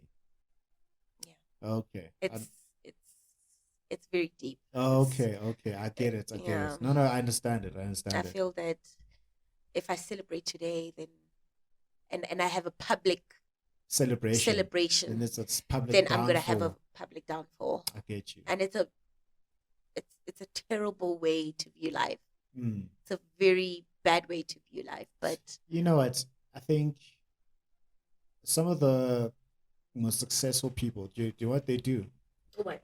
They wait a long time, a very long time, to tell anybody about what success they've had. Like, for example, let's say you win Woman of the Year. I mean, for example, like Mhm. you get, let's say you get nominated for Woman of the Year, then you get told that you're going to be Woman of the Year 3 months before the actual event. Mhm. What you would do is you keep quiet. You just keep quiet until somebody else announces it. Yeah. And then you'll be like, wow, oh, wow. I Mhm. didn't know. I didn't know. I didn't Mhm. know. That's what a lot of the award ceremonies are run like. Mm. So there's that approach that you can also take. The other approach is just to celebrate just by yourself. Take your cake, put a candle on it, and just celebrate by I yourself. think I should do that. Just celebrate by yourself. Because you know what I would do? I mean, Yeah. even when I got this job, right? I only updated LinkedIn 6 months. After. Yeah. Yeah, I know. I do the same thing. That's... Yeah. 6 months after I updated. I mean, yeah.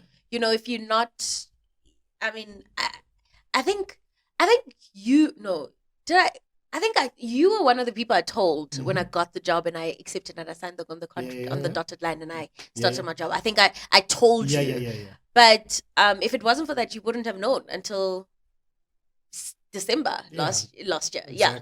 So 6 months later, that's and when. then what happened? Yeah. Becky, I was straight. Yeah. Nothing us. Yeah, it's like, really, girl, you know, it says you've had those jobs since July. So what have you been doing? What have you been doing? You know, and so, yeah, just celebrating. I mean, it's been 2 years since it's been a year and a half actually since I finished my MBA, and getting my final results. I think I got them in Feb or Jan. I can't remember. So that makes it about a year, let's say 4 months, right, of me officially being an MBA graduate. Yeah. And can I tell you? I mean, I know it. I know that I am. But I still have nightmares of me failing it. Okay, so it's the 2nd of July, 2023. You graduated when? I graduated, well, the ceremony was the 4th of April, 2022. 4th of April. So it's basically, let's say, a year and some change. Yeah. You've already crossed the line, a year and some change. Yes, and but it's you still mine. Wake up. Yes. With nightmares. Yes. That you failed. Yes. Make it make sense. Exactly. Make it make sense. Exactly. It's imposter syndrome. Ah, okay. It's imposter syndrome. And, you know, I mean, here's the thing. I think that, you know, society labels imposter syndrome as a completely bad thing, but I don't, to a certain extent, I don't think it's a completely bad. I think that it's also humbling because it makes you realize just how privileged you are to be in that position. Of course. As much as deserving as you are. Yeah. As much as it's destined for you. Yeah. You still need to be humble with your gift. Yeah. And that's what it does with me. Exactly. It reminds me of what the group CEO of Vupatu, like, I bought so many shoes. I should actually have shares. Hey, when I think I'm my shares, yeah, like, come on. I said the same thing. I was just like, oh my gosh, you're like a Batu brand ambassador. Without me being paid for it, actually. You know how difficult it is to get this guy on the show. I understand why. He's like, yes. Just 30 minutes. That's all I want. So what he said, which is quite powerful, because it just reminded me of what he said. He said he doesn't spend a lot of time in the trophy room, which means it doesn't dwell on all of his achievements. So that helps him to not have a big head. Yes. Because if he did that, he'd be so so unbearable, and you start getting high on your own PR. Yeah. And then you think that you're untouchable. Yeah. And people historically who think they are untouchable, that's when the biggest falls happen. Exactly. Yeah. Like, you walk into the room and you're like, hi, I'm Becky, the executive assistant. What? GIBBS Are you MBA? Crazy? No, that's weird. That's weird. Even at work, I don't tell people what I do at work. Yeah. When I meet people for the first time, I'm just like, hi, I'm Rebecca Twala.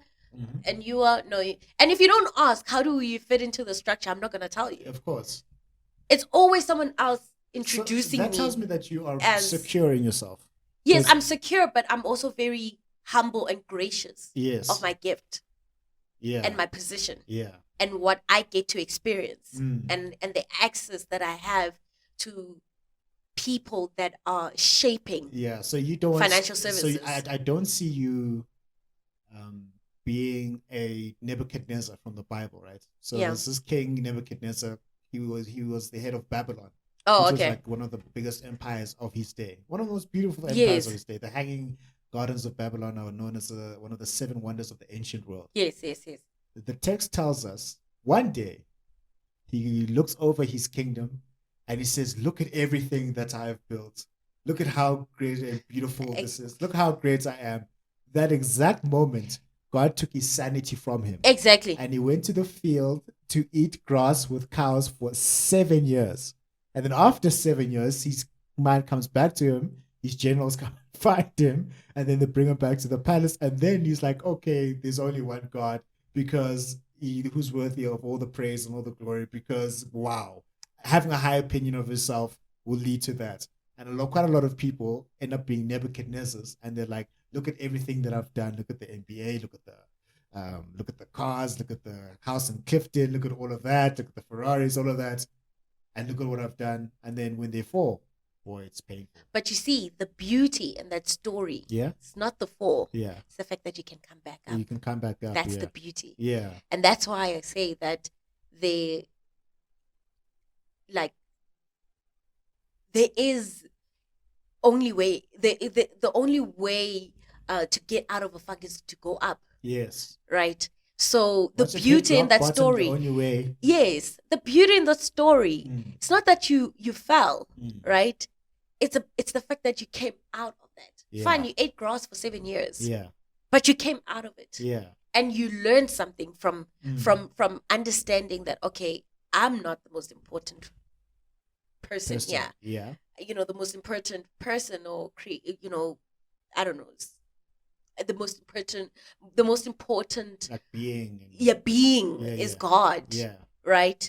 And so that for me is what is beautiful about that story, is that Mm. yeah, you went down, but you still came up, Exactly. and you were able to acknowledge your gift for what it is. Mm. Yeah. Okay, that's that's very powerful. So we're getting to the part of the segment where you get to be the interviewer Yes. and you ask me questions Okay. that you want me to answer. Okay. If I can't answer them, I'm like, I don't know. Okay. But I guarantee you something. I will find the answer. Yes. Yes. Will Smith, Pursuit of Happiness. Until the Oscar night happened. I was so heartbroken after that day. Because Will Smith is a hero of mine. Is it? Yes. Oh, okay. To each their own. You think you can do this to me? For the longest time, he was a hero of mine. Maybe I have his book, and I don't want to get into it. To Will, I need to get you on the show so you can explain yourself. To each their To own. each their own, yeah.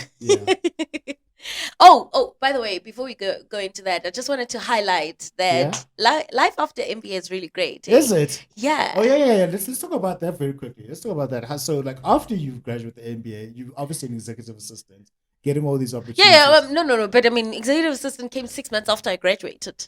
Okay. Yeah. Okay. Yeah. So I got to sleep. Oh, you got to. I got to You get to sleep. sleep now. Yeah. So you weren't sleeping while you're doing the MBA. Oh no, come on. Oh, okay. Even when you're sleeping, you're subconsciously thinking about it. You're thinking about it. Your yeah? deliverables and all sorts of fun There's things. a lot of math in the MBA. There's some math, but it's math that you can be taught. Okay. It's not okay. difficult math. It's like Okay. you're not a scientist. Okay. Yeah, it's not that. I'm that, not E equals MC squaring there. No. Oh, okay. No. Good. And you can use a calculator. Oh, can I? Okay, Yeah. that's No, they're not trying to. okay. Turn this into rocket I mean, scientist. MBA is full of busy people. Yeah. also, like, Imagine telling a CEO, listen, you need to square root of. He's gonna be so like, in what? that MBA class, you were basically chilling with like CEOs and all these executives, right? Maybe not CEOs, but we definitely CFO, Okay. CFOs. I hear they make a lot CIO. of money, the CFOs. Yeah, I mean, depending on the company, but yeah. No, but generally speaking. Yeah, depending on the company. Okay. But yeah. Okay. We could open up a company, you could be CFO. Let's see how much money you're making then. Exactly. That's a good point. A very Exactly. good That's why I point. say depending on the All company. right, sure. Touche. So CIOs, directors, Mm. very senior managers, Yeah. general managers. So yeah, you really get exposed to a lot of important people that otherwise wouldn't be within your proximity if you weren't doing the MBA. Or it would take a lot of networking, and you just get to realize that, you know what, everyone's just human. Yeah. Yeah. That's the one thing I've learned about the MBA and my job. Is that people are just people human. are human. Yeah, they've got 2 arms, 2 Yeah. legs, walk around. I remember when I met my CEO, Yeah. my current CEO, I almost fanned out Why? because he knew my Oh, name. you knew your name? Yeah. How do you know your name? Because, I mean, come on. Like, the guy that reports to him, hello? Oh, okay. Yes. Yeah. I didn't think about that. So he knew my name, and I was like, oh my gosh, you know my name. And they're like, of course you should know my name. I mean, I was like, oh my gosh, you're the guy on the news. you're the guy. We're annoying. You're the guys on the news. I actually did that with my boss. Is it? Because I think I saw my boss on the news or like on a media thing. Yeah, I yeah. was like, oh my gosh, like you're a big thing. Yeah. Like you. Yeah. You were a big thing. Yeah. Like, have you So, ever looked at someone like them like, oh, so you're the. Where's the rest of you? I don't yeah. know. I think if someone chilled with you and I, yeah, they would think that. Like It's like how? what? You too. What? No. No, and like, I mean, right now I'm like, oh, poise and all. Yeah. But they don't know. They don't know. They don't know. They don't know the fun side. They don't know now. I'm gonna send it So- directly to your boss now. So yeah, like, I mean, life after MBA is really relaxing. Yeah. I go to the gym now, so Yeah. I see you there. You're fighting. yeah, I'm obsessed with gym. You're obsessed with I gym. am That's very obsessed good, with yeah. gym. It is an Yeah, we should do obsession. leg day one day. Yeah, we should. Yeah, 100%. Oh, but I feel like you're gonna kill me. But okay, we should do No, leg this day. is gonna be a light leg day. Really? Oh, a light. I'm definitely gonna be killed because your light is probably like my heaviest, and your heavy is like, oh, listen, you just want to chase me at the gym. Basically, that's what you're doing. No. Yeah. No. I just want to torture somebody else. Oh, okay. We'll I'm do. We'll kidding. definitely do. I'm kidding. We'll definitely do a light leg day. Yeah, But yeah. yeah, and I'm able to be present because another thing is that I had no social life, so I wasn't Oh, going yeah, to yeah, baby yeah. showers, Oh, weddings, yeah. funerals. I missed out on a lot. And And were you vilified for that? Like, Yeah. oh. I lost friends. But But they some couldn't family members. understand. Listen, I think also, like, I really don't care. Do me a favor, please. Get out of here. Get out of here. You know what I mean? I don't care. I don't care if I lost you during the time where I was at at the bottom. Yeah. I really don't care. You don't. No.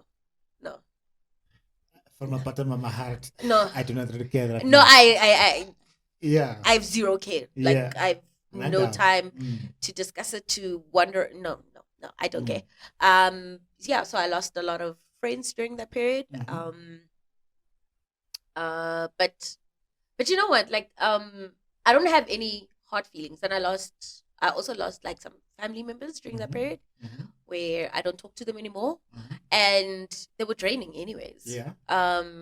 Because I'm in a better space. Mhm. Because I feel like that period of my life really exposed who was for me Sure. and through and through, because it was a very difficult time for me to be there for yeah. anyone else besides It's myself, yourself, Yeah. right? And not because I wanted to be selfish, but because the only way for me to finish the thing was to be selfish. 100%. And so having people that understood that made it. Of course. Of Right? course. I mean, I missed a lot of your milestones during the yeah, MBA. yeah. Which, I tried. But I I'm really. honest, when I was understanding, I'm like, yeah, I understand. Were you really Yeah, I understanding? was understanding. Oh, Yeah. is it? Yeah. I Oh, was like, some people were understanding. Some people, like, they only understood at a later stage, but they I told me they understood. I think it's people will understand because I've also hit rock bottom Mm-hmm. quite a number of times. Okay. I understand. I'm not saying you should have done it, but I understand. Yes. So if you understand rock bottom, you'll understand and feel for another person who's going through rock bottom. You're not going to take it personally. Right. Far too many people are taking things personal that they should not be taking personal. Right. At that time, you missed whatever it is. It's not like you were waking up. I'm like, how can I mess this person's life up today? No, I'm dealing with my stuff. It's not about you. Oh, hi. Yeah. So exactly. So yeah. But yeah, I mean, it's worth it, But like any other degree, you have to make it work for you. Yeah. You don't, because a lot of people's misconceptions is that you get your MBA and then everybody's just gonna be like gunning for you and just like throwing themselves at you, and you're gonna have opportunity 1, 2, 3, 4, 5. That's what I thought. And it's not like that. It's not like that. But it does elevate you. It does elevate how you show up in the workplace, how you show up in your interview. But if you think it's just gonna, it's just gonna open up doors, but without you putting in the work, like any other thing. Just like when we got our honors, you still had to put in the work. Sure, it was tough, eh? And I mean, you graduated with a distinction in honors. Of course. Right? There was no other option. Oh, yes. With me, there was an option. In honors. In honors, there was an option. The only option that was, I have to graduate. But as for whether it was a distinction or not, that was an option.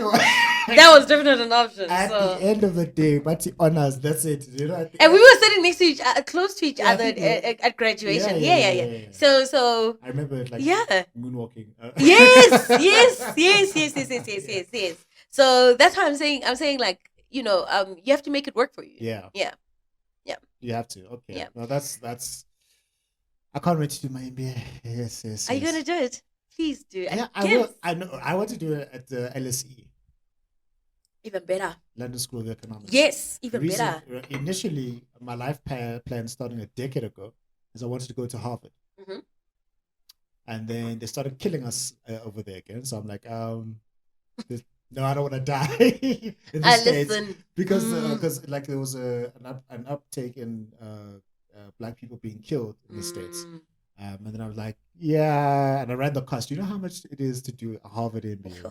I'm sure it's over bar. No. I'm talking about for all of 2 years, accommodation. Okay, how many bars? Not 1, not 2, not 3, not 4, not 5, not 6, 7 million. 7 million randa. 7. Oh no. 7. Seven. And that's for everything. That is for everything. Tuition, living there, everything. I ran these costs 5 years ago, so it might be more now. 7. And it's a 2-year program, remember? 7. All of it, 7. So you see, guys, it's $, eh? You could buy a house with a Harvard. You could buy MBA. 7 houses. You could buy 7. Yeah, 100%. You could buy 7.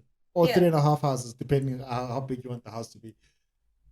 So you need to get that funding. You need to you really need to. There's quite a lot of funding, especially for people from Africa. Yeah. There's special programs for that. No, definitely. Because I wanted to do mine in Columbia. Columbia, that's a very good school. I wanted to do mine at Columbia Business School. That's a very and good then I didn't get funding and all that stuff in time. Yeah. And I was very adamant that I'm doing it in 2020. Yeah. Because I wanted to finish at 30. Yeah. Yeah. So. Then I was like, okay, well, where can we do it in South Africa? And then GIBBS. And then GIBBS, yeah. So then I did research. Okay, I said, what are the best business schools for an MBA around the world? Mm-hmm. And then obviously Harvard is up there. Yeah. But London School of Economics, specifically for an MBA, are ranked number one one of these years.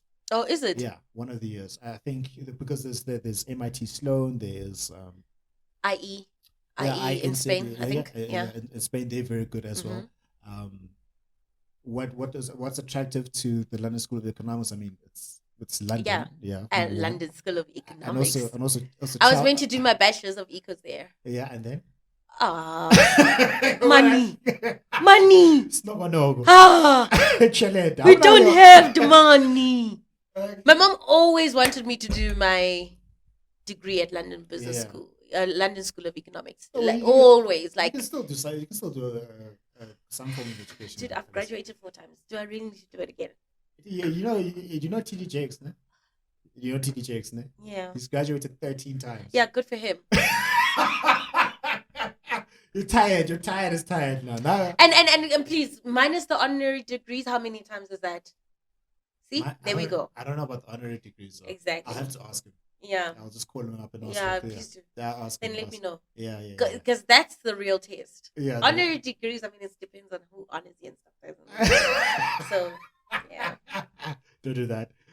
So also London School. It's also Chelsea is in London, so I can go watch the Chelsea games, and then So Wimbledon- have you added the costs of going to watch the Chelsea games in your I haven't budget? No, You better because it defeats the purpose if you say it's close to Chelsea so I can watch the I'm games. just gonna walk in But and see. hey, it's not South Africa. You can't just poke a hole there by soccer city and just enter. No. Is it? I know. I'll just buy the Chelsea season pass and then just go and watch. Oh, Chelsea season pass. How much is that? I'm too afraid to look. You shouldn't. I'm If you're going to- speaking about it, then. I'm going But to- you know what? Yeah. You know what? Actually, I need. I'm not gonna discourage you Yeah. because it's gonna happen. Yeah. Yeah. Yeah. I'll do it. It's just a matter of time.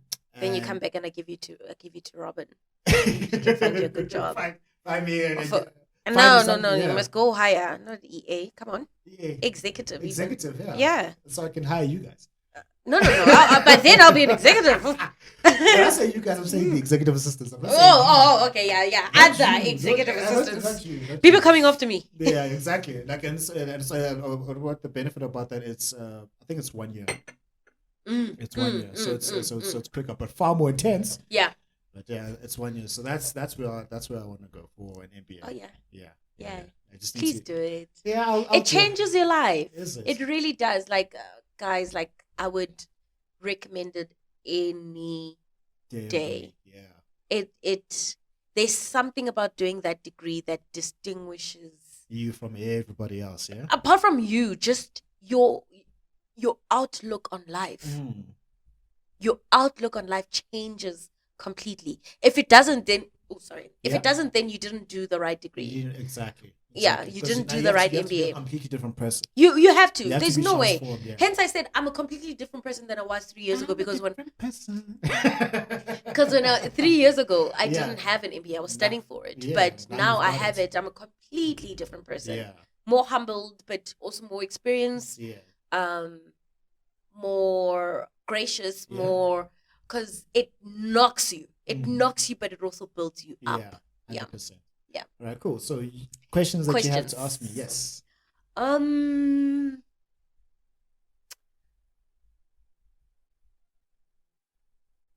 So your podcast Yeah. has grown, Yeah. right? Over the years. But what has kept you going?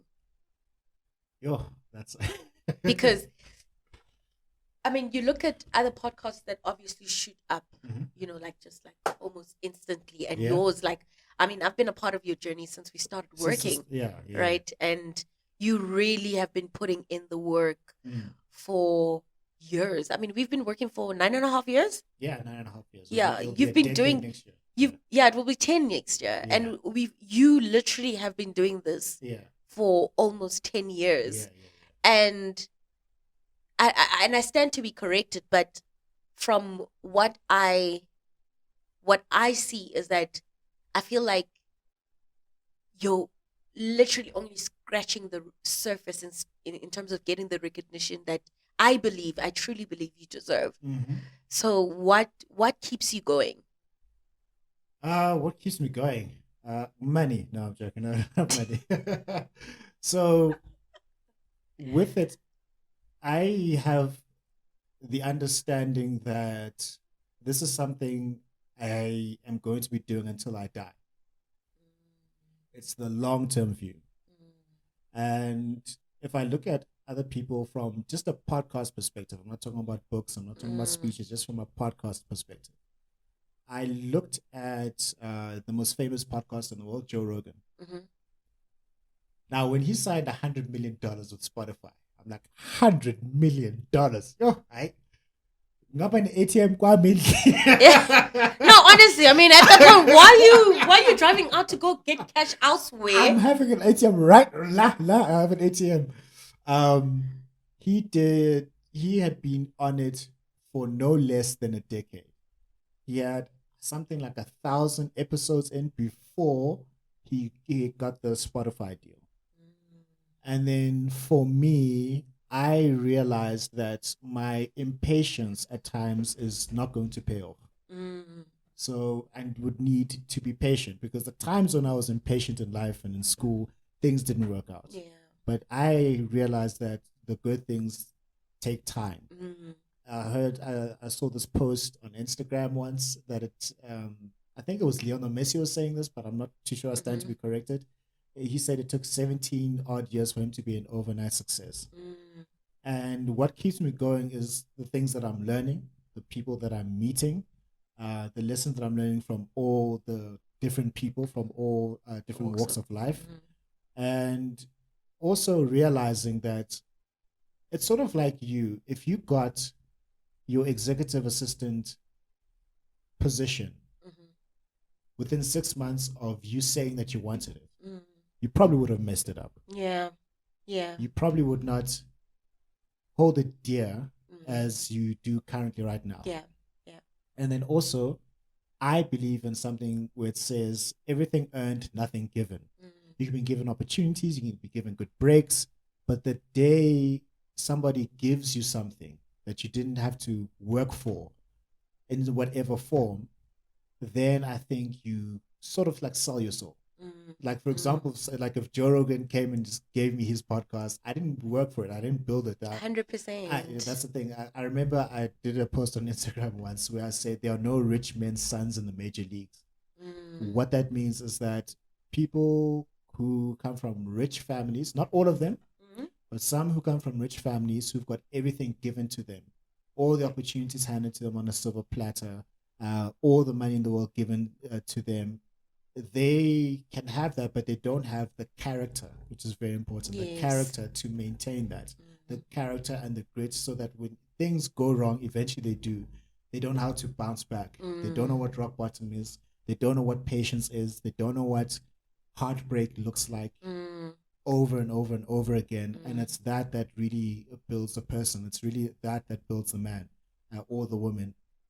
And so me having been at it, speeches, books, going around the world, finding answers, getting jobs, losing jobs, starting businesses, having businesses crash and fail and losing my money and other people's money and coming back again, it really builds character. So the thing that keeps me going is I believe deep down that the things that I'm doing is the right thing. Yeah. It's 100% the right thing. And no, I don't need somebody else to tell me that that's the right thing. It's great to have it validated. It's great for people to say, I love your work. This is a great thing. But I'm at the point in my life where I don't need that for me to know that this is the right thing that I'm building. And just like what was it, last year, somebody reached out to buy the podcast. They offered me money to buy the podcast. And I said no. I said no, because it's still very new. It's not even 3 years old, and it's not where I want it to be. And if you buy it now, I'm gonna like, this is way too. Because now you control what I say, you control what I do, you control. Now they don't like Becky. Now she can't be on the show. They don't like whoever it is, and now they can't be on the show. And then also it's the satisfaction of laying a brick on the wall day by day. And also the caliber of people who come in, like we've got all these fantastic guests that are coming in, and just them being able to realize that their voice matters. They've got a story to share, and they can pass it on to their friends, and their friends are like, oh my gosh, she's my hero, or oh my goodness, I didn't know this person knew what to say. Because a lot of people have got a lot of things to say, there are a lot of things to share, but then they feel muted. Yes. And they feel afraid. And because I had the courage to say I'm going to open up a platform, put myself out there, and have people share their views, it really sets you apart. I mean, even now at the at the program management job I have in corporate, Mm-hmm. I can guarantee you now when I was interviewing for it, it wasn't a case of can you do the job? It was a case of, okay, so when do you start? What's your price? Mm-hmm. And part of that is they look at all the things that I've worked towards building, the books and the podcasts and just everything I've been building. It's starting to really start pay dividends only now because they're Yeah. seeing it's okay. This guy at this young age, I mean, because one of the programs that I'm on now, working very closely with executives, Mm. they're like saying, at your young age, you've done this, you've done this, you've done this. We want to give you a strategic initiative. We want you to do all these things. And that's because of all the work that you've put in. Now, if this was 7 years ago, it wouldn't have been the case because I don't have the time in. You need to really put the time in. And I'm Yeah. a big stickler about sticking it through, putting in the work. And then at the end of it, the recognition will come when the recognition comes. So that's what keeps me going because I believe this is the right thing. And I believe that I'm making a difference. And I believe that, and I'm also having a lot of fun while doing it. Okay. It's tiring. It's difficult. Yes. It costs money, but it's also fun. And I know that I'm doing the right thing. And eventually I'll be able to sell it for $1 billion and then retire on the beach. Now I don't think I'll ever retire because I'll be too bored. I'll always be like chasing the next thing. And also this slogan keeps me going.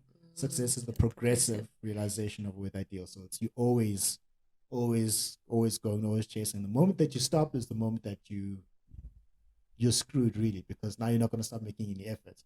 And I can't picture my life where I'm not putting in effort. So that's what keeps me going. Okay. Yeah. Oh, jeez, that's interesting. Yeah. Last question before we. Last question. Yeah. Okay. Jeez.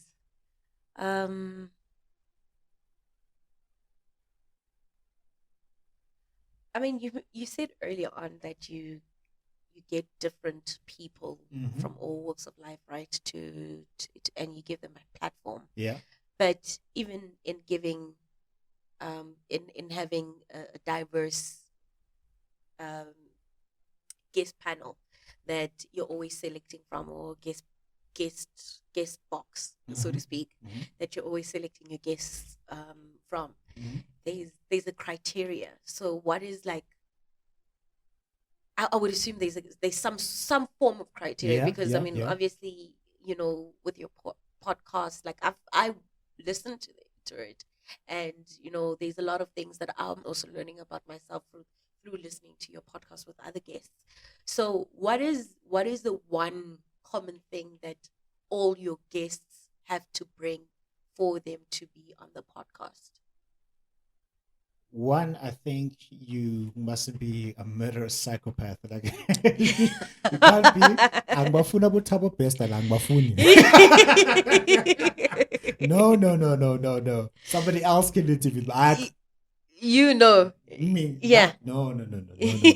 Because okay, so again, you have to align with the theme. Yes. Before we even start, like before you join, when you interview, they're like, "What are your values? Do you align with the values of the company?" Yes. You have to align with the value of the show, which is again, success is a progressive realization of with the ideal. So you need to be on a path of living a life or looking to find answers to what is a worthy ideal for you, whatever that avenue is, and it manifests itself in different ways. You also need to be really curious about learning and sharing. Yes. And you also need to want to bring a different perspective on a relevant issue. And you need to be successful in your own right. Yes. You need to have done something, or you're working towards doing something in your own right. There are some people who have a ton of money and other people who are not getting by, but they're like, they're on the come up. They still have lessons to learn from each. So that is the criteria that you would need to be on the show, because there's quite a lot of people who've asked to be here, and I'm like, we'll see about it. I've got a big backlog. We'll see. But your backlog, I'm like, no. I'll speak to my producer and like see what they're saying. Auntie, I already know what to. Let's wait. Let's wait it out a bit. let's wait it out. Let's a bit. align. Let's Let's make sure align. that the stars are aligning. Yes. And then, like for example, like if we had, remember Steinhoff, with the whole Yes, yes, Steinhoff thing. yes. If I had someone who was responsible for what happened at Yes, Steinhoff yes. in like a malicious way, Yes. I would still be interested in hearing that story. Okay. I don't agree with your morality. 100%. I don't agree with what you did, but I'm curious on learning your side of what you were saying. Yeah. First of all, a convicted murderer right now who hasn't been able to turn their life around, Mm-hmm. I couldn't have on. Okay. So what if someone who had done their time And they've reformed. and they've reformed, I would. even though the public does not believe they've reformed, but I would still obviously doing your own research and out of the research that you've done, you realize actually this person has reformed. I believe in a chance, a second chance, another chance, Okay. another chance. Okay. If you are like someone murders someone and someone is a convicted rapist, not accused, because those are two different things. Yes. If you are a convicted murderer, a convicted felon, you've done your 10, 20, 15 years, and then you rebuilt your life. And you're reintegrating into life. Into society. Those are very powerful stories to share, because I consider you a success because you've made mistakes. You've done what is the wrong thing. You've learned. You've grown. And what having a person like that on the show means is that there's hope for someone who has literally made mistakes. Yes. And wants to start again. Yeah. And you can hear their stories and you validate their stories. So I have them on the show. People who are obnoxious and they're just hateful and have an erudite opinion about themselves, and it's very difficult. And people who are easy to speak to. Okay. People who are difficult to speak to. Oh, like everything is a shutdown. Everything is a shutdown. Yes, no. I used to be open to debate. You need to be open to learning. Yeah. So those are the criteria. And then also, it's like you can sort of sense someone's energy, man. Okay. You can really sense someone's energy. For me, not to say that for me, the hard criteria is you mustn't be a known criminal. Okay. I'm not going to, like a vele, like you're a known criminal. Like if my level was still alive. I'm sorry. What you gonna do? I put in microwave. Like this. Right. Put the knife here. What can I do? What? Like I know because you gonna give me. You give me. You give me. So if it is like known and it is proven that you are a criminal and you have zero intent on changing, like zero intent on changing, it'll be difficult. I'm not going to say that I wouldn't have them on the show. I just say it would be very difficult. Okay. I'm very open to having politicians on the show. I'm busy putting my short list together. I would love to. Like if I can have Julius here, that would be great. Yeah, I would. Like if Julius was here, I'd have him, and then I'd invite you just to be there, just to be the hype person. Yeah, that's because I'm like ask him these. I'd be texting you. Ask him. So like politicians, 100%. Religious leaders, 100%. I want to get an exorcist on the show. I actually want to do that. Someone who casts out demons. I want to do that. Wow. I don't know. It's like I want to understand how you do it. Namasangom, I want them on the show as well. Yeah. Okay. That's people from all walks of life who are successful in their own right. Yeah. And have a moral compass. If I were to say that. Okay. Some form of a moral compass. Have to have some form of a moral compass. It's like, for example, if I knew Becky, the whole world knows that Becky is a drug dealer, and all of her efforts right now are damaging a lot of people, and a lot of people and she does not care. And doesn't care. That's not for me. That's not for me. Because also, I mean, your podcast is, I don't know. Anyways, from what I see, it's more of an inspirational podcast. Yeah, it's right? inspirational education. So, Yeah, so it's I not don't want to just inspire you to go kill people. You know what I mean? yeah. Like yeah. we can talk, we can document stories and talk about events, and but talk about like how you come out of it, but How you not come- how you're staying in it. are you staying in it? You know what I mean? Yeah. Yeah, Yeah. I wouldn't. So those are the kind of the guests. So, you're in an established company, like you're the part of the first What are the first 20? Yeah, I was number 5. 5. Yeah, you're number 5. Yeah.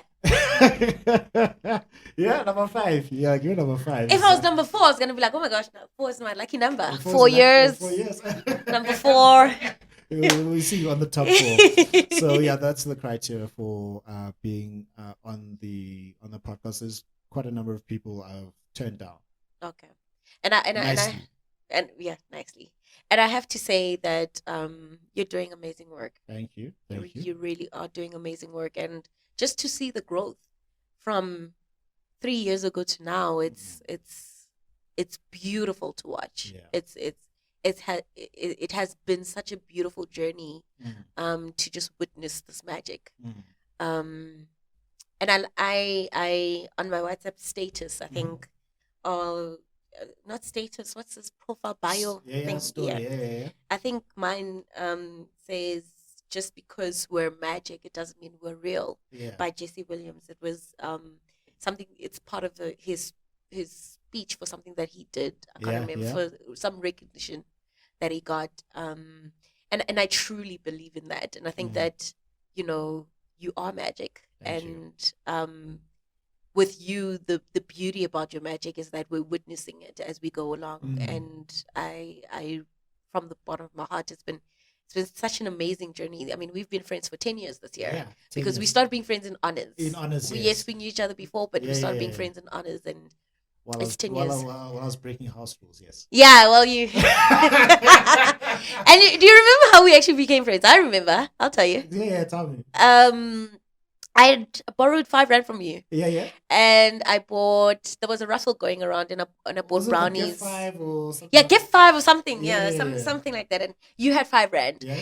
And I asked you for 5 rand because you were at my raised door. Yeah. And I asked you for 5 rand. You're like, yeah, sure. And I said, I'll pay you back. And you're like, okay, cool. Yeah. And I was like, I ain't gonna see this. Yes. And then I gave it back. Yeah. I gave it back, and you're like, oh my gosh, like I didn't. And I said, no, it's the principle. Oh, okay. It's the principle of it. I said I would pay you back. Principled lady. Yes, I said I would pay you back, and then from then onwards we started being friends. Yeah, 100%. Yeah, no, that's amazing. Yeah. Yeah. So with the guests that are lined up, there's a number of DJs that know to come on. Yeah. Black Coffee when he has time, because the guy doesn't have time. Obviously. This guy, he's busy headlining in New York. Yes. Madison Square Garden. It's like, when you're done. Yes, just pull through. The one guess I don't think I'd know how to handle myself when this happens is Trevor Noah. I wouldn't know how to handle myself. We'll talk about that offline. Is it? I need a favor on that. With Trevor Noah, I would faint. If you were sitting I would here, faint. okay. No, I'd faint. I think that's the only person alive today. I'm really being serious. Alive today. If you were sitting there, I wouldn't know how to. Everyone else, Jay-Z, Beyonce, I believe I could handle it. Will Smith, Denzel Washington, I could be able to handle. I would them. legit faint. Barack Obama, I could handle. I'd have my asthma pump ready because I would faint. Trevor Noah, yeah. He would literally take my breath away. Just like literally. And now, so when I make it happen. You know when you say, you made my heart skip a beat? That would literally happen. Well, Trevor Noah is like. I'd go into cardiac arrest. Exactly. And he grew up in Soweto, bro. Right? Yes, like that's what I'm saying. We'll talk about it offline. I don't want people stealing my ideas. No, sure. We'll talk about it offline. Yeah, offline. All right, Becky, we've reached the conclusion of today's session. Thank you very much for your time and for taking time out of your busy schedule. It's quarter end. Yeah. No sleep for you. Get yourself some energy drinks and get ready for that. It's been a wonderful conversation, and I'm sure that the people who call you their hero are going to love this. And thank you for your time. See you again when you have the time.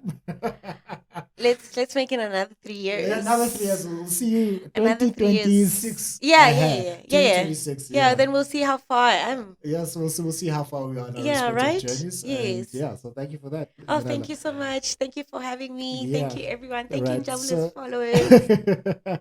So everybody, that's me, NJ, with Rebecca Twala. She's doing so well that people call her Rebecca Twele. She has a No, it's Twala, guys. It's Twala, guys, yeah. It's Twala. So that's her. She's an MBA graduate from GIBBS. She's an executive assistant, kicking ass and taking names. And it's been a very great conversation that we've had. And remember, guys, that success is the progressive realization of a worthy ideal. That means you're going after what you've always wanted to go after because it's aligned with your highest values, and that's the only way for you to live a fulfilled and a happy life. We will see you on the next episode. Thank you very much, everybody. Poo, poo, poo, poo. That was a good one.